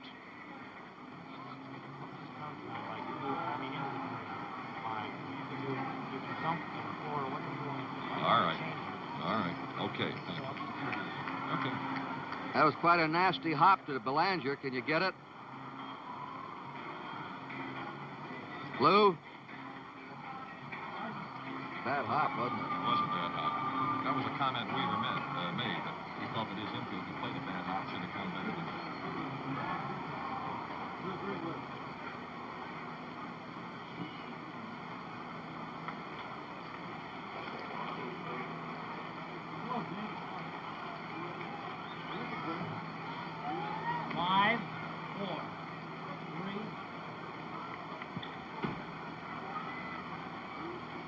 Game 1 of the World Series is half over. We're going now to the last of the 5th inning. And moving in now to detail the play-by-play action is the very popular and capable Chuck Thompson, the voice of the Baltimore Orioles. Thank you very much, Kurt, and good afternoon, ladies and gentlemen. This is Buford, and he is 1 for 2 today, and that's the story on his seasonal work with the Orioles. One other comment. Buford, with 19 home runs, 5 times this year, opened an Oriole game with a home run.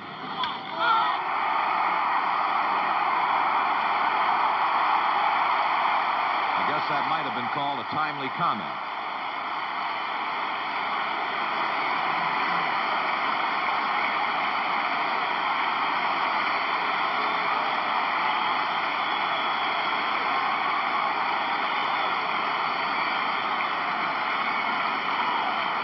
Well, he is now 2 for 3, and Baltimore with a 5-3 lead over Pittsburgh. And there have been a total of 9 base hits in the ballgame. The Orioles have authored 3 home runs and a triple. And now Rettenmund with a key hit in the Oriole 3rd inning, the 3-run home run.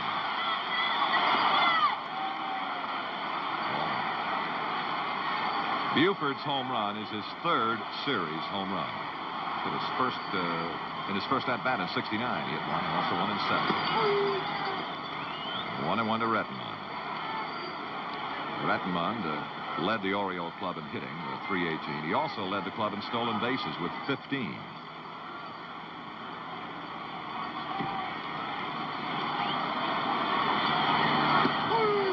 Ball, 2 strikes to Rettenmund.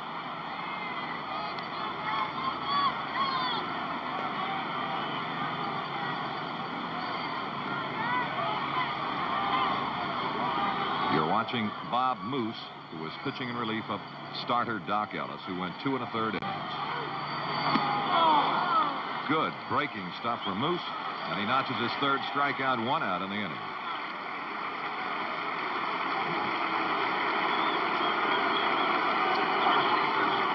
I'm sure you are aware they are not really booing Boog Powell. They just kind of croon his first name, Boog. And the big man has said, "You better believe I can hear that G."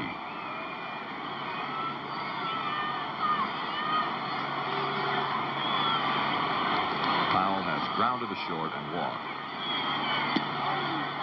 Ball 1. And the Pirates continue to play Powell as they have each trip to the plate. An overshift with 3 infielders between first and second, and the outfield, as you saw earlier, deep and around the right. Ball 2. Powell, we take a look now at the disposition defensively of the Pirates. And here's that inviting third base side of the infield. Of course, I would imagine Pittsburgh would be happy to try and have Powell go the other way. Now, third baseman Pagan. Now, you see the wind that Kurt mentioned a little earlier, going from third to first, is what dropped it back in fair ground. 2 down. The NBC television network is doing the World Series for the 25th time. The inaugural telecast of the Yankee-Dodger series of 1947. NBC had a modest network of 4 stations. In this series, 200. And here is Frank Robinson. Homered in the first inning. Struck out in the third. He was the first man that Moose faced in the third inning. Ball 1.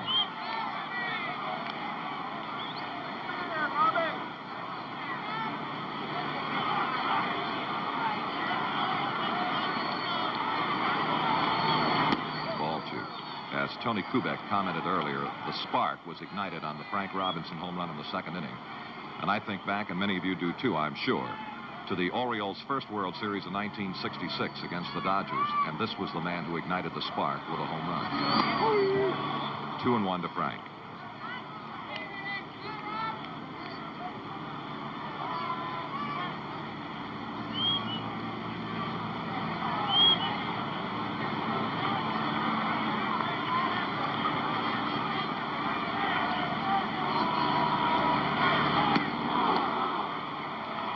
Moose again with fine breaking stuff. It's 2 balls, 2 strikes.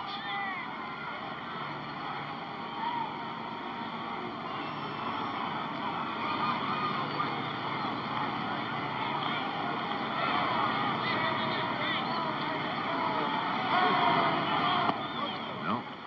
A full count, 3-2 to Frank Robinson. 2 out, a run in on the Buford leadoff home run. Baltimore 5, Pittsburgh 3, Game 1 of the 1971 World Series.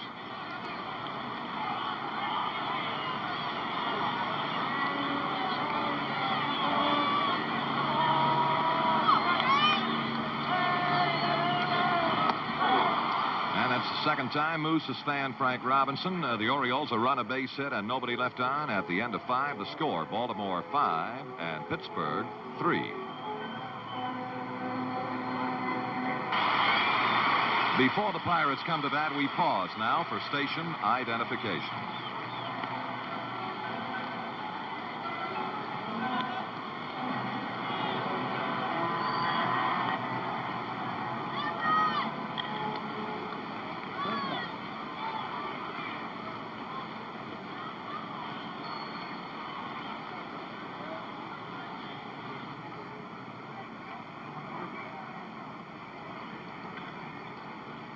Batter, number 7, Bob Robertson.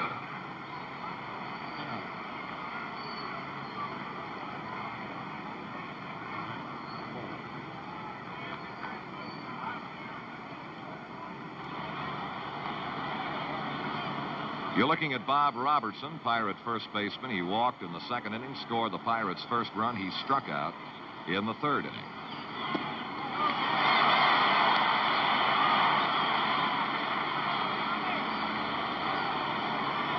Incidentally, since the walk to Stargell in the third inning, Baltimore's left-hander McNally has now retired 9 in a row.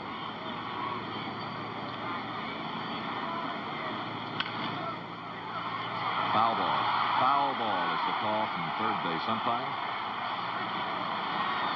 Ed Barton. If that ball had been fair, Chuck, Brooks Robinson would have had a play that he almost duplicated in the World Series last year when he had to cross the line and make an off-balance throw from foul territory. Here he is now. Robinson, as Chuck and all of us have told you, is not a fast runner, but he has lightning reflexes for a step or two with hands and feet. He doesn't need to be fast. He just moves quickly with those hands and his feet. 2 strikes, the count to Bob Robertson.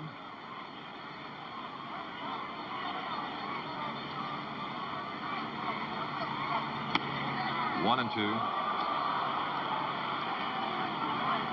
Good hard driving fastball from McNally down and away.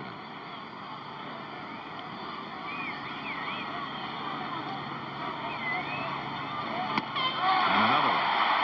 And for McNally, his 7th strikeout of the game. In this World Series, NBC will televise to over 200 stations. Plus, the game will be seen in Taiwan, Canada, Puerto Rico, Venezuela, Colombia, Bermuda, Panama, and the Virgin Islands, the Dominican Republic, Hawaii, and the Philippines. Remember when this used to go to the Mississippi River? Strike one to Sanguillen. Yes, Kurt, both of us are around that long.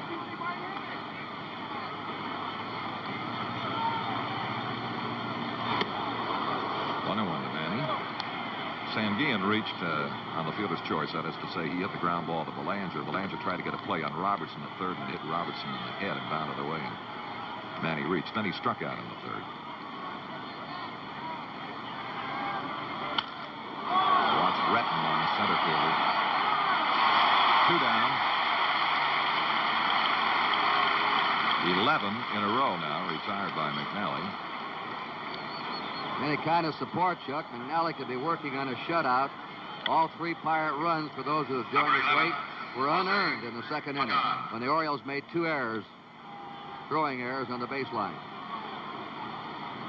Steady and concentration. McNally ready to work to Jose Pagan. He has bounced to the mound and flied to left. Ball 1.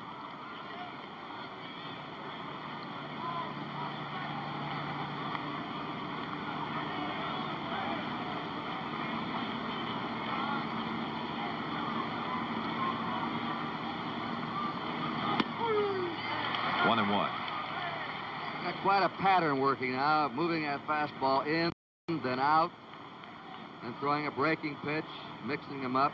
Great pattern going for himself. Brooks Robinson to Boog Powell for the final out. The Pirates are 3 up and 3 down. At the end of 5 1/2 innings of play, the score is Baltimore 5 and Pittsburgh 3.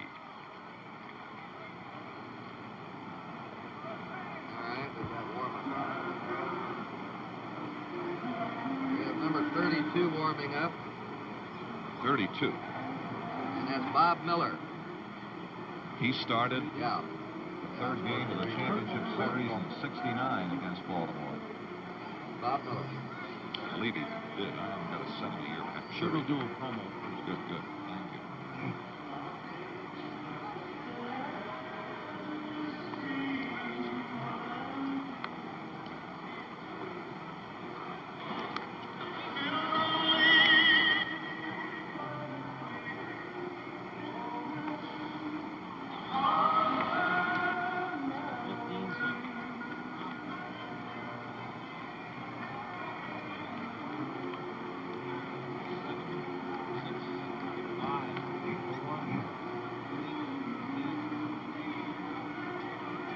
A reminder to all sports fans that in February 1972, NBC Sports will be in Sapporo, Japan. telecasting the 72 Olympic Winter Games. Over 30 hours of alpine skiing, ski jumping, cross country, bobsledding, speed skating, figure skating, hockey. All the events that make the Winter Olympics so exciting. And you'll see it right here on NBC. 5-3, Baltimore leading. They're batting last of the sixth. Here's Chuck again. Elrod Hendricks, 0 for 2, is grounded to second and fly to right fielder Clemente. Ball one to Hendricks.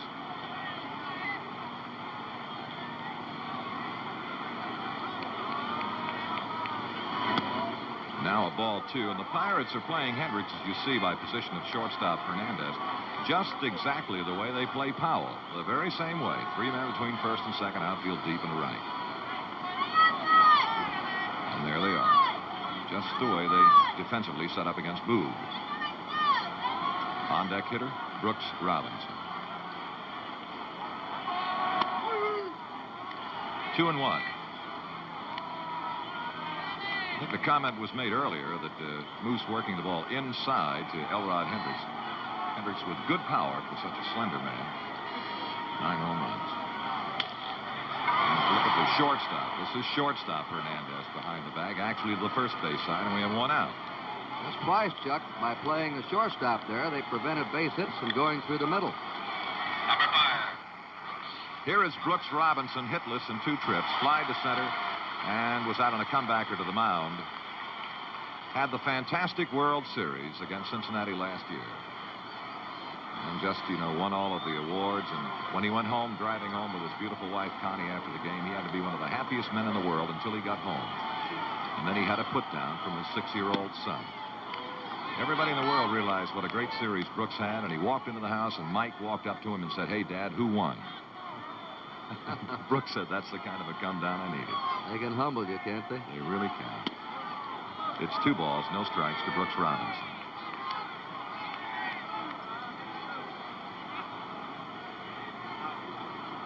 Again, if you just joined us, you're watching Bob Moose in relief of starter Doc Ellis, who went 2 1/3 innings, 4 Oriole hits and 4 runs.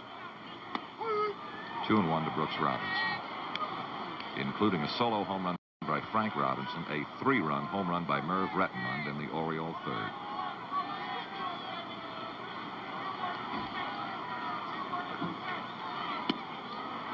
Three balls, 1 strike.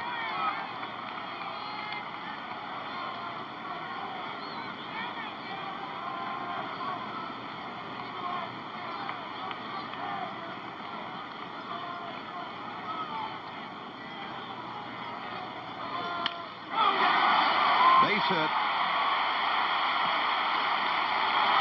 Whoops.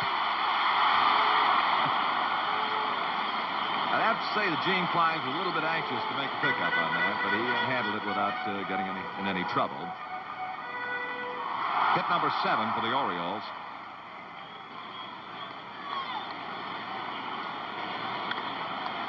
And the batter is Dave Johnson.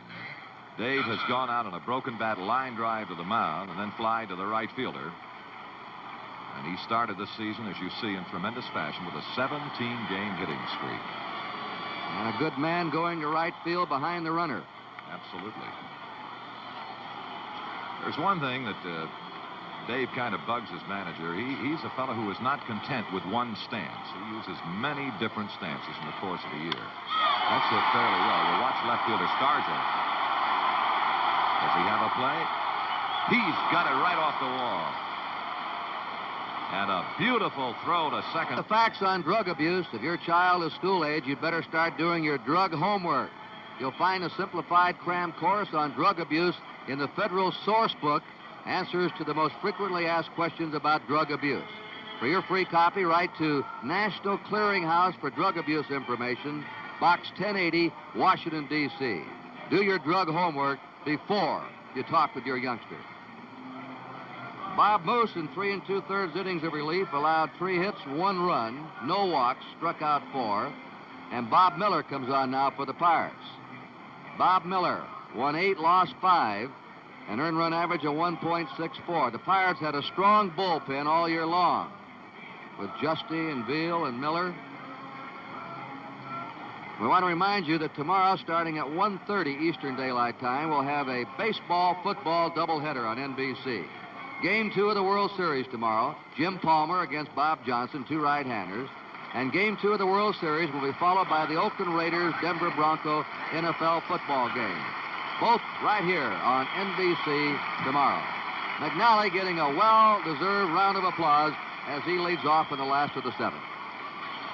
All right, Kurt, here is McNally, and he's struck out both times on against Pirate hurling this afternoon. And on the mound is Bob Miller with 3 clubs in 71. He was with the Cubs, with San Diego, and with the Pirates in 2 previous World Series.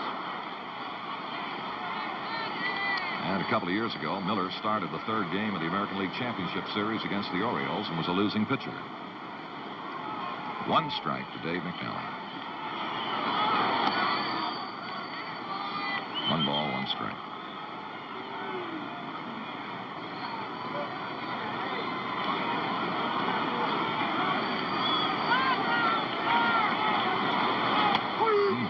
A ball and 2 strikes. Bob Miller with the lowest ERA of any pitcher in the National League in more than 10 games. Been in 56 games this year, won 8, lost 5, and his ERA 1.64.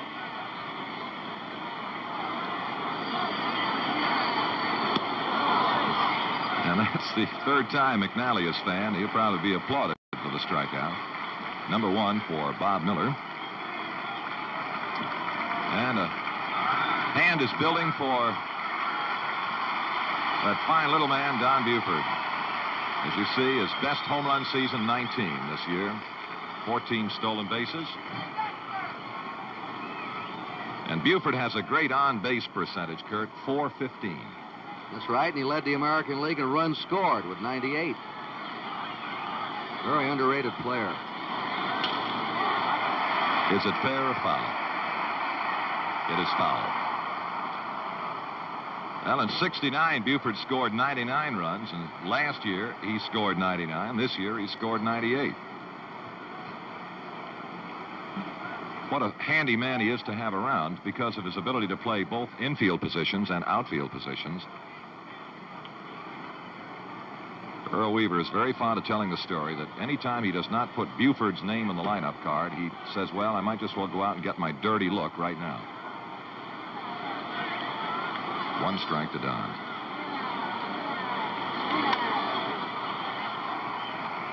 See whether it's in or out of play. Out of play. And Chuck, we're getting some more action now in the Pirate bullpen. Left-hander Bob Veal is loosening up. 2 strikes to Don Buford. Here is Veal.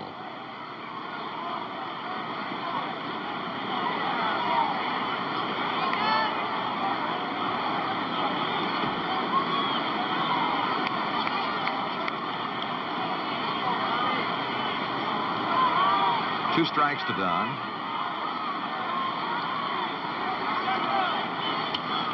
Again out of play. What a catch. That's the defensive play of the ball game. A one-handed, bare-handed stab in the mezzanine. You notice that Buford, with the count two strikes, just kind of a saving swing, try to make contact on anything that's reasonably close.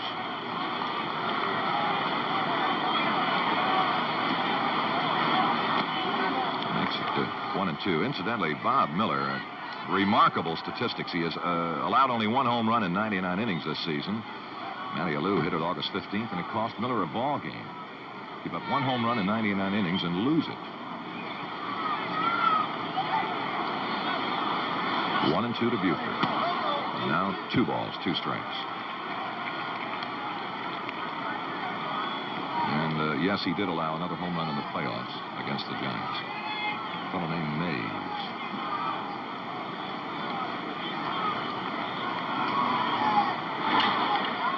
Foul ball. And you had a quick look at the on-deck hitter, Merv Rettenmund, and this is John Kibler on the foul line on the right field corner. Rettenmund and Jay Mazzone.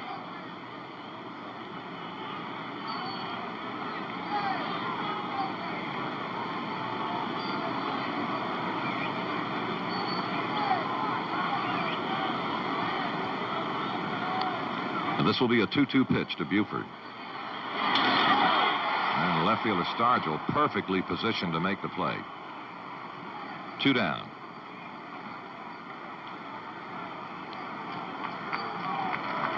And the Orioles center fielder Merv Rettenmund.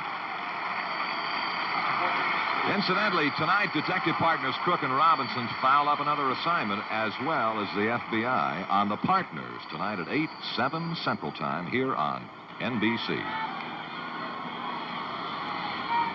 Rettenmund, a fine play by shortstop Hernandez, got him in the first inning. He homered with 2 aboard in the third and struck out in the 5th.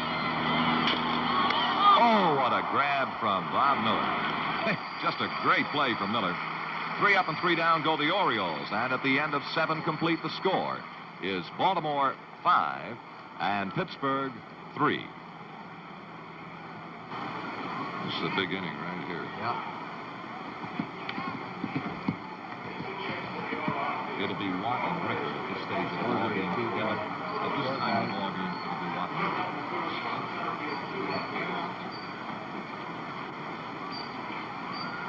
Yeah, Blair's gone to center field. 20 out. Station break. Hey, wait a minute, go. Whenever you dial an out-of-state call, your Blair to the center. rates are lower. So fire it yourself and save.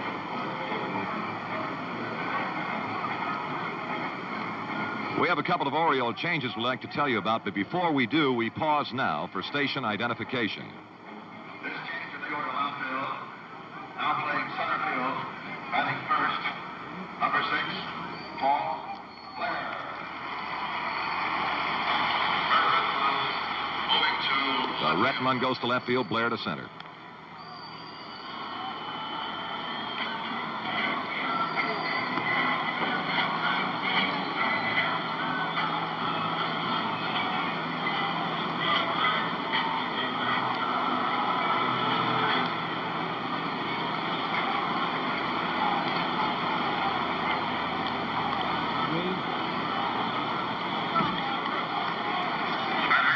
Paul Blair, the Orioles' best defensive outfielder, now is inserted in center field, and Marv Rettenmund goes to left. Don Buford's out of the game. The 8th inning.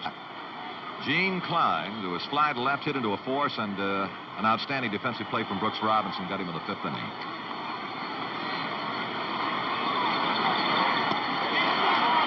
Well, he was trying to stop that and committed himself. Strike 1 to it, Gene. McNally has now retired 15 in a row since a walk to Stargell back in the 3rd inning. Now the left fielder Rettenmund. 1 gone, and now 16 in a row.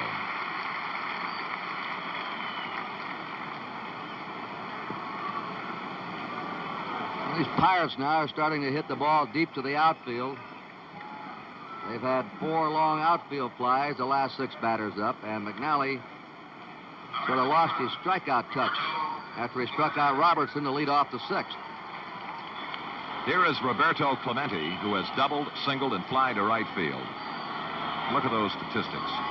And one piece of bad news for Baltimore baseball fans came from Clemente this week. Strike 1. He said that his shoulder was bothering him. It kind of hurt a little bit. And he is never more dangerous a hitter than when he is hurt.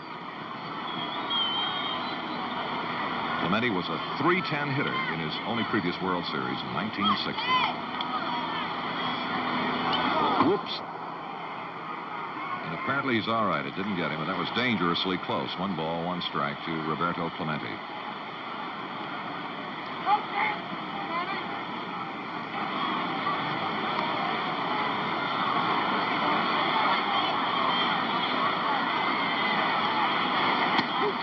Two and 1.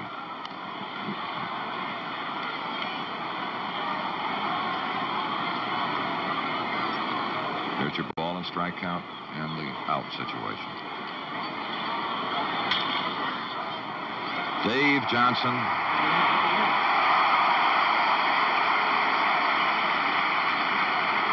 Two away in the Pirate half of the 8th inning. The Orioles think Johnson's the best second baseman in the American League, and they have a youngster, Bobby Grich, who they think's just as good. He led the International League and everything at Rochester. Where are they going to play him next year, Chuck?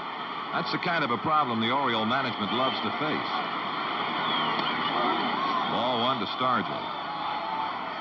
Stargell is fanned, walked, and bounced to short.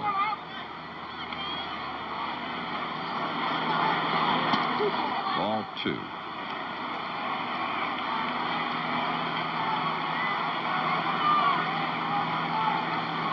.48 home runs, 125 runs batted in by this powerfully built Pittsburgh outfield.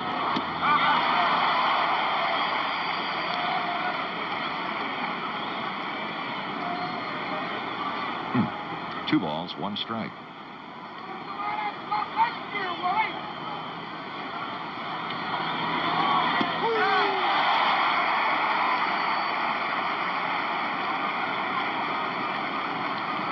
Well, McNally, who definitely did not have the touch in the early innings, has certainly found it through the middle. The 2-2 to Stargell. Foul ball.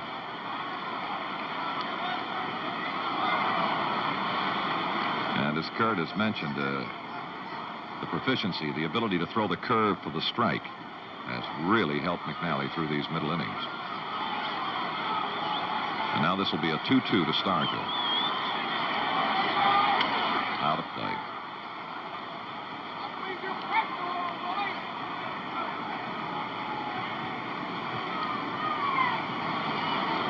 Such a big man. He is so active, so nervous appearing in the box. But so proficient. Baltimore leading 5-3 on the top of the 8th inning. McNally with his 8th strikeout, and for 5 innings in a row, the Pirates have gone 3 up and 3 down as McNally has retired 18 in a row. At the end of 7 1/2, the score is Baltimore 5, Pittsburgh 3.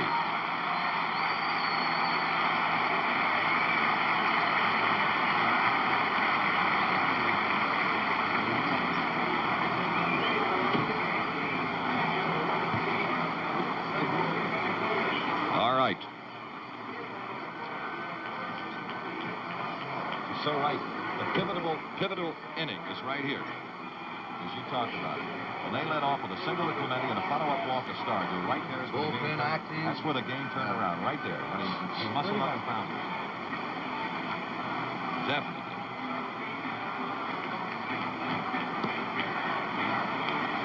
Well, he's got 3 tough guys in this inning.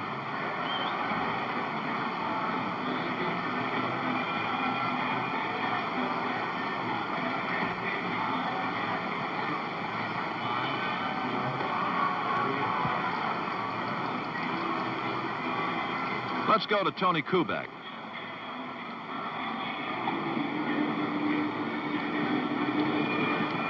All right, Tony disappeared momentarily.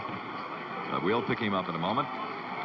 Let's now go to the Oriole half of the 8th inning, and it'll be Boog Powell, Frank Robinson, Elrod Hendricks as due batters to Bob Miller, who is the 3rd Pirate hurler to work this afternoon. Doc Ellis started, went 2 1/3 innings and 4 hits. And then Moose followed him for 3 2/3 innings and 3 hits. And then Bob Miller, who has pitched but 1 inning.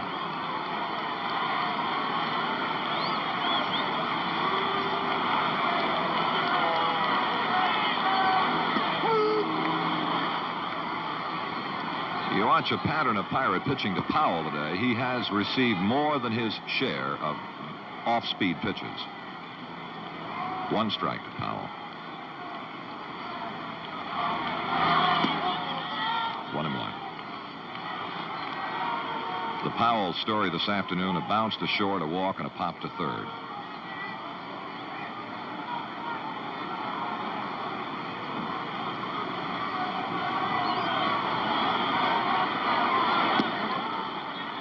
Two and 1, and again an off-speed pitch from Bob Miller.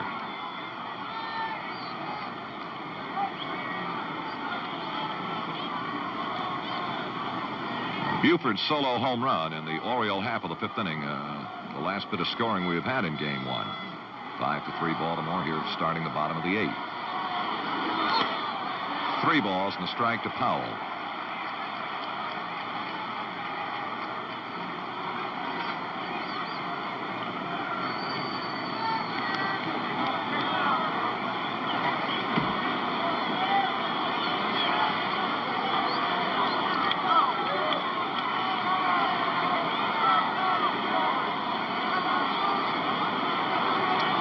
tough pitch for Miller to make to Boog Powell. The 3-1.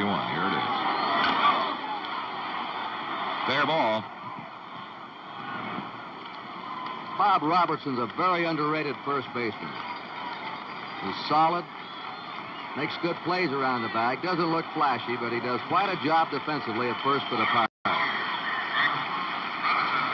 Here is Frank Robinson in the second inning. After the Pirates in the top of the inning had picked up 3 unearned runs, Frank Robinson hit a solo home run, and that kind of started the Oriole recovery. Since then, he has struck out twice. Ball 1.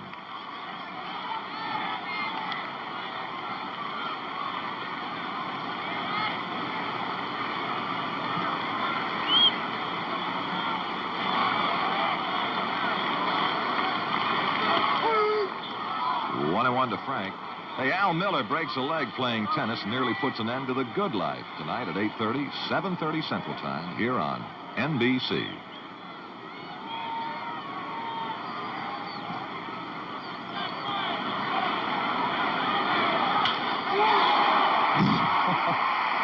Nothing funny about that. Miller in his follow-through was desperately trying to, either make a play or get out of the way, and Frank Robinson's second hit.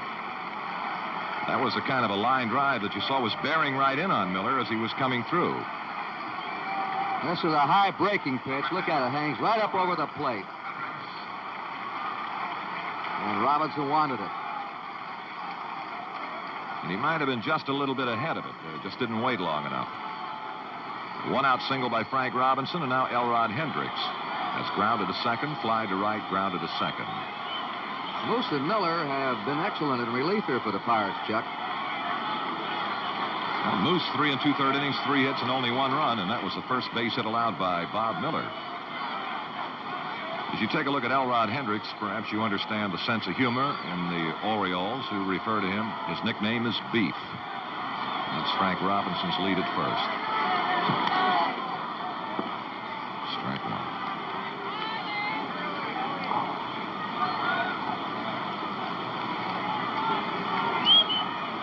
Elrod had a good series last year. He had 364.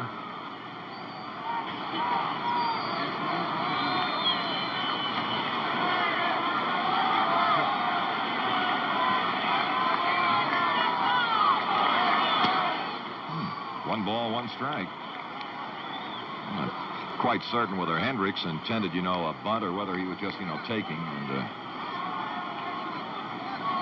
1 out and Frank at first base. He was probably just surveying that pitch. Still, it's a tempting target off the third base side for Hendricks. 2-1. Pagan, third baseman, extremely wide of the bag. And the only minor difference with a runner at first base is the positioning of Jackie Hernandez, who would normally, with nobody on against Hendricks, be a bit to the first base side of second. Now he is a bit to the third base side.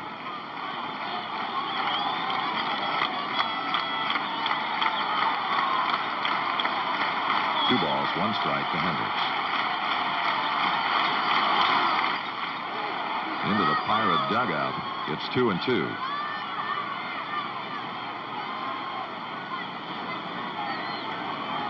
The paid attendance in Baltimore this afternoon is 53,229 paid, and that is a sellout.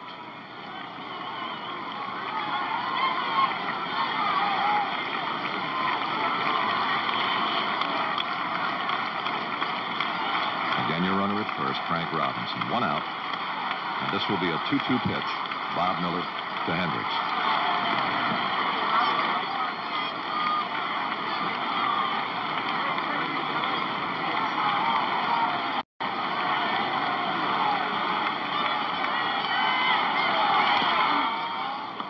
Miller is doing a fine job of changing speeds continually. He seldom, if ever, gives a hitter 2 pitches about the same speed. He's adding a little or taking a little off all of the time. 2 balls, 2 strikes to Elrod Hendricks. That's Frank Robinson leading at first base with 1 away.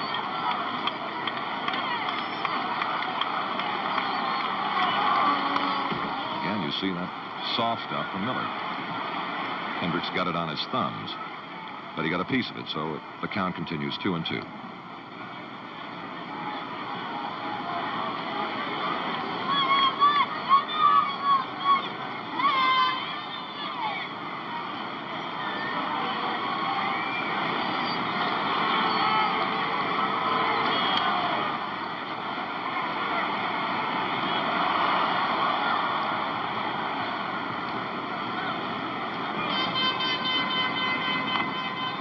The on-deck hitter for the Orioles, Brooks Robinson.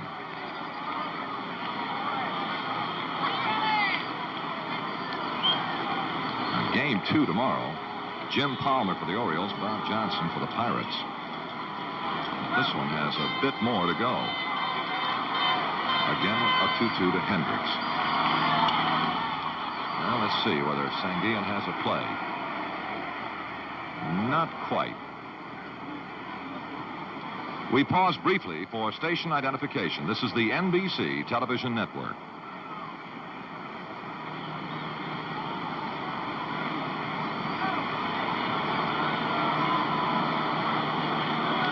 Hendricks is on his way back to check for the tar towel with Brooks Robinson.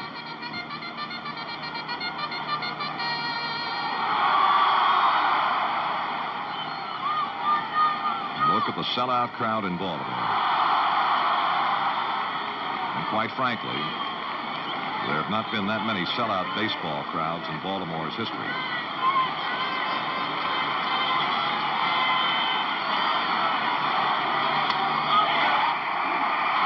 Uh-oh. Young Cash. There was some great base running by Frank Robinson on this play.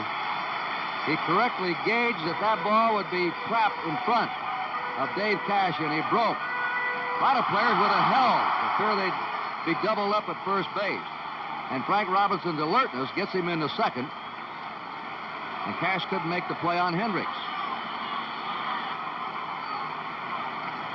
Cash just a little off balance, a little off stride as he reached the ball, and I'm not sure, it appeared like it kind of hit him in the heel of the glove rather than the pocket, but the Orioles, with one away now, have Frank Robinson at second base, Hendricks at first base, and here is Brooks Robinson. He has fly to center, bounced to the mound, and singled.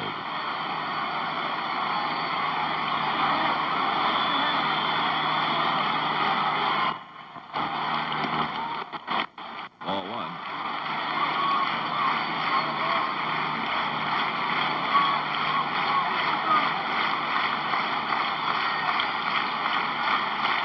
Activity in that Pirate bullpen.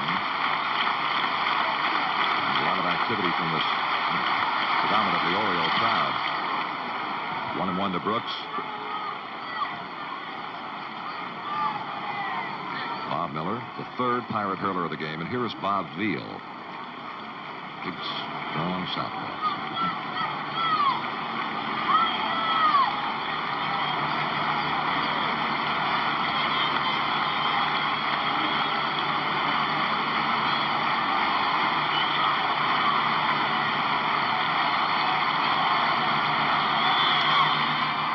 See if Pagan has a play.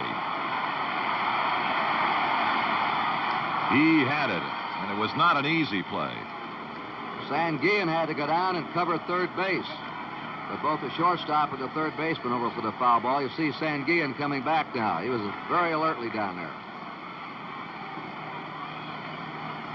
Oriole scouting reports on Sanguillen, Kurt, dictate that he might well be the best catcher in baseball.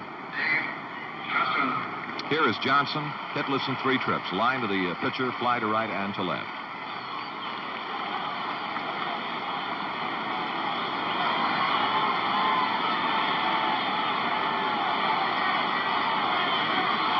Two out now. Frank Robinson at second, Hendricks at first. Out of play.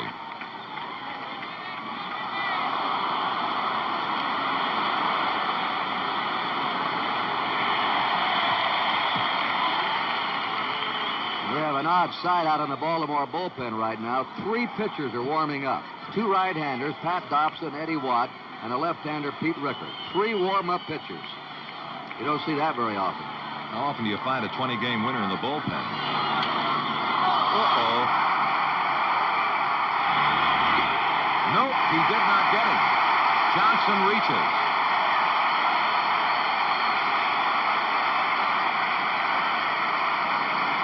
Now here it is, just by the pitcher. Miller had fallen off balance. An excellent player by Cash, but not in time. And one of those bang-bang plays at first base, so the Orioles have the bases loaded. And a chance, Kurt, to do something that isn't done as often as it should be. Compliment the umpire on an outstanding call, just as close as it could be, and he was right as rain.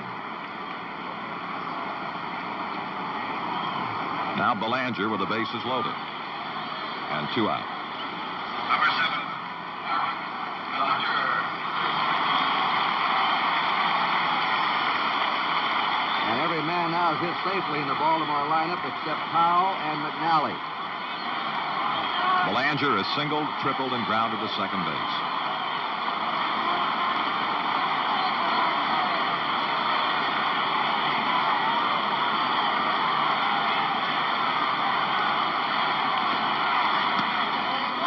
Ball 1. That's the situation. Everywhere you look, an Oriole. Frank Robinson third, Elrod Hendricks second, and Johnson at first. Veal in the bullpen for the Pirates. And a 1-ball count to Belanger. And it should be handled by Hernandez. There's the force that ends the inning. So at the end of 8 complete innings, the score is Baltimore 5 and Pittsburgh 3.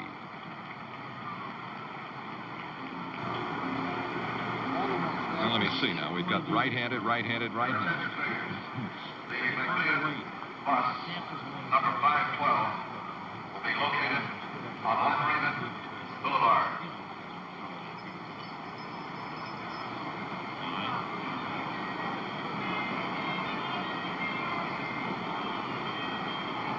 Now, a word on behalf of Major League Baseball. William Howard Taft was the first president to throw out the first ball in a season opener.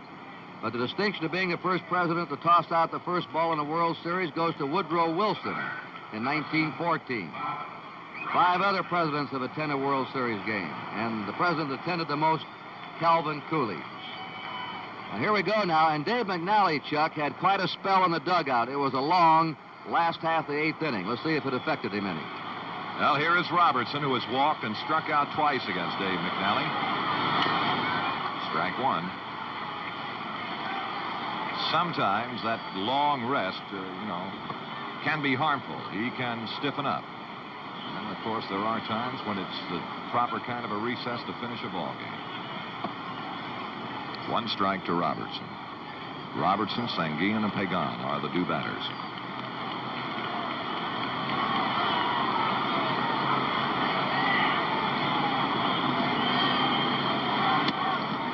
One and 1.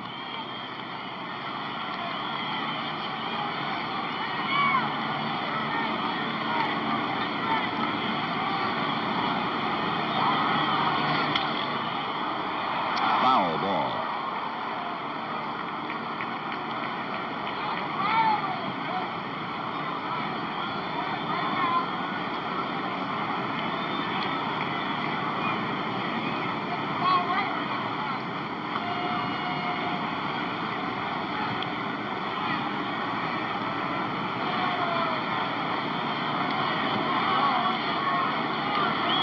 This is a 1-2 pitch to Bob Robertson.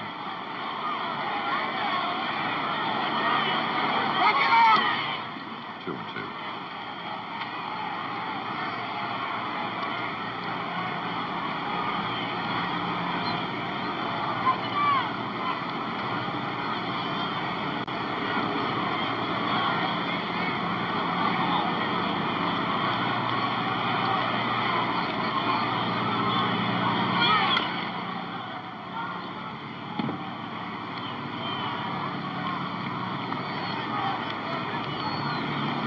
Booth this afternoon. Our most grateful thanks to Alan Roth and Jim O'Gorman for their outstanding statistical help. 2-2. Well, Blair, Rettenmond, Belanger. Let's see. It'll be the outfielder Rettenmond. And McNally is now retired 19 in a row. The last man to reach for the Pirates, Willie Stargell, in the third inning, and he walked. And at no time this year has McNally fanned as many batters as he has fanned this afternoon. His previous strikeout high was 7, and already he has 8. Manny Sanguillen, who is 0 for 3, has scored a run. Belanger's got the hurry. And Powell could not come up with it, and Sanguillen reaches. Belanger knew Sanguillen could run. He unloaded that ball in a hurry. Made a bad throw to first. Well, there's the first man for the Pirates to reach base, and Stargell walked in the third. That's been scored an error all the way on Belanger. That's the third Baltimore error of this game. The Pirates are errorless. And that error and the reach of Sanguillen puts quite a different complexion on McNally's effort now as he faces Jose Pagan, who is 0 for 3. Ball 1. Pagan has bounced to the mound, fly to left, and grounded to third. It's Sanguillen at second base. 1 out. Top of the 9th. Baltimore 5. Pittsburgh 3. Tying run right there at the plate in the person of Pagan.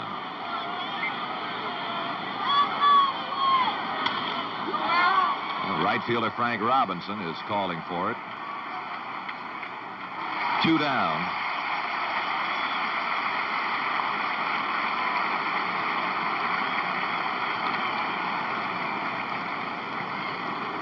And Hernandez is the scheduled batter, but we will get a pinch swinger. Looks like it'll be Oliver. Al Oliver. The story on Oliver this year is pretty good reading. He was a .282 hitter in 143 games with 14 home runs and 64 runs batted in. Oliver finished the season very strong. He was probably the Pirates' hottest hitter the last month. In fact, he hit .328 in his last 33 games. Mazeroski's already hit, so the Pirates had one right-handed pinch hitter left. That was Gene Alley. For Murtaugh goes with a left-hander, Oliver, instead. And as we mentioned at the outset of the telecast, one of the reasons for the start of a left-hander was to keep a man like this, Al Oliver, on the bench. And here he is. Ball 1.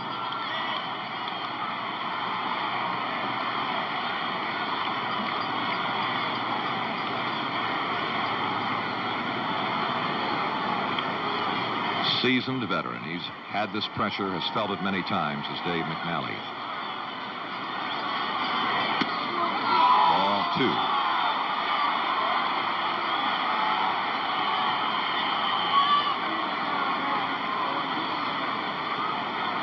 So there is no let up on the pressure to Baltimore's Dave McNally. 2 out. Sanguillen, the runner at second. 2-1.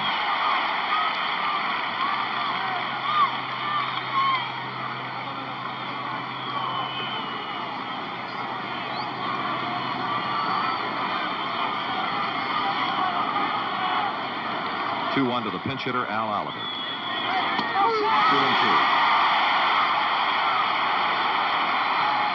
McNally's had a good live fastball today.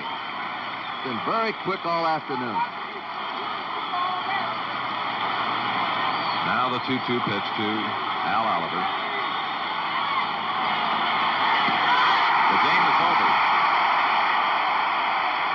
The Orioles are victorious in the first game of the 1971 series. In the top of the 9th inning for the Pittsburgh Pirates, no runs, no hits, 1 error, and 1 man left on. The final score, it's the Orioles 5 and the Pirates 3.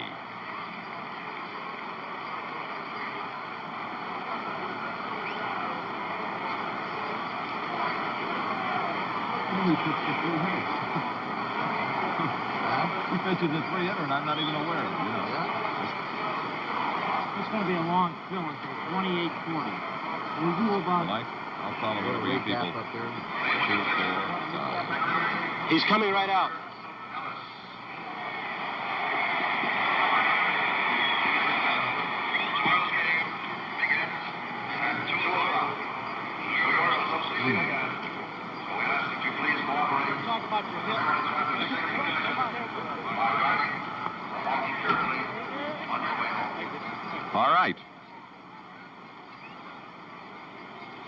Okay.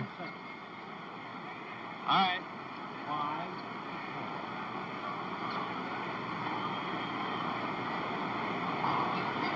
All right, let's go down right now and Tony Kubek. With me down in the field today's winning pitcher, Dave McNally. And Dave, I've talked to you after ball games before World Series victories, and we always had a couple things to talk about, your pitching plus your hitting. Today, your hitting was awful. Well, I'm trying to set him up for next time, Tony. I didn't even foul tip a ball today, I don't think. You know, it was kind of a struggle for you in the early innings. Your defense, which is very unusual, got you in a little bit of difficulty, but you seemed to get your stuff as you went along. Right, well, we all fell apart in the second inning. I lost my control and was missing the strike zone by a couple of feet, and then we made a few errors, and then after that, my control came back, and I was throwing the ball darn near I wanted to almost every pitch, and I just got a little more confidence as I went along. You know, today was a season high for you in strikeouts. I think you had about 9, which is unusual.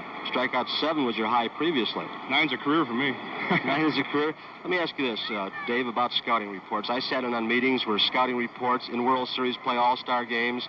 How much stock do you put in scouting reports? I know Whitey Ford, for instance, had his pitching pattern, and he stuck with it. Did you vary at all in your pitching pattern today? I varied somewhat, but I mostly went by what Tom Dukes and Pat Dobson and Grant Jackson and Dalrymple could tell me, because they played against these guys, and I'm not taking away from our scouts at all, but they see him for a limited amount of time, and they may see him in a funny rut of some kind, and I just went mostly by what they knew about these guys. Did you say your best pitch today was your fastball? I've never seen you quite that fast. It looked like some of the Pirate hitters were quite surprised. It looked like they were looking for breaking ball, and the fastball was by them. Well, I had a good fastball for me today, and I was able to move it in and out real well, and I was trying to turn it over and run it away from him when I got 2 strikes on him. It was working real well, and then I was trying to get inside a lot with it, and then my breaking ball, my curveball was pretty sharp today, too, so they were kind of complementing each other. You know, Dave, one thing, and this is about Frank Robinson, your great field leader, I think. It seemed when you were down 3-0 and things looked bad, and all of a sudden he comes up, the first hitter up, whammo, home run, and it seems like you guys got rejuvenated and came right back on strong. Right, he's done it many times for us, Tony. He just has been leading us ever since he got here in 1966, and it's things like that, as you know, that it takes to get a ball club back in a ball game. When you're down 3-0, you do get in the dumps a little bit, and it takes a while to struggle back, but he got us right back in there, or closer anyway, real quick, and it does help us out quite a bit.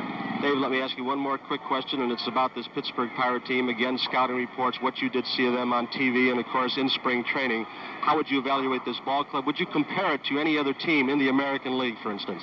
Well, Tony, I really can't do that after one ball game, but I know guys like Clemente and those guys all hit 300. Clemente didn't hit 340 of a lifetime if he's not a good hitter. And, I mean, they can all swing the bat, and they swung the bat well today, and they hit some balls hard that were outs. But I just have to keep throwing strikes at them, hope they hit it at somebody, which they did. Dave McNally, congratulations once again. Good ball game. Thank you, Tony. Thank you, Dave McNally. Let's go back upstairs. Okay. And again, the final score, Baltimore 5, Pittsburgh 3. In a moment, we'll continue to review the action of today's game.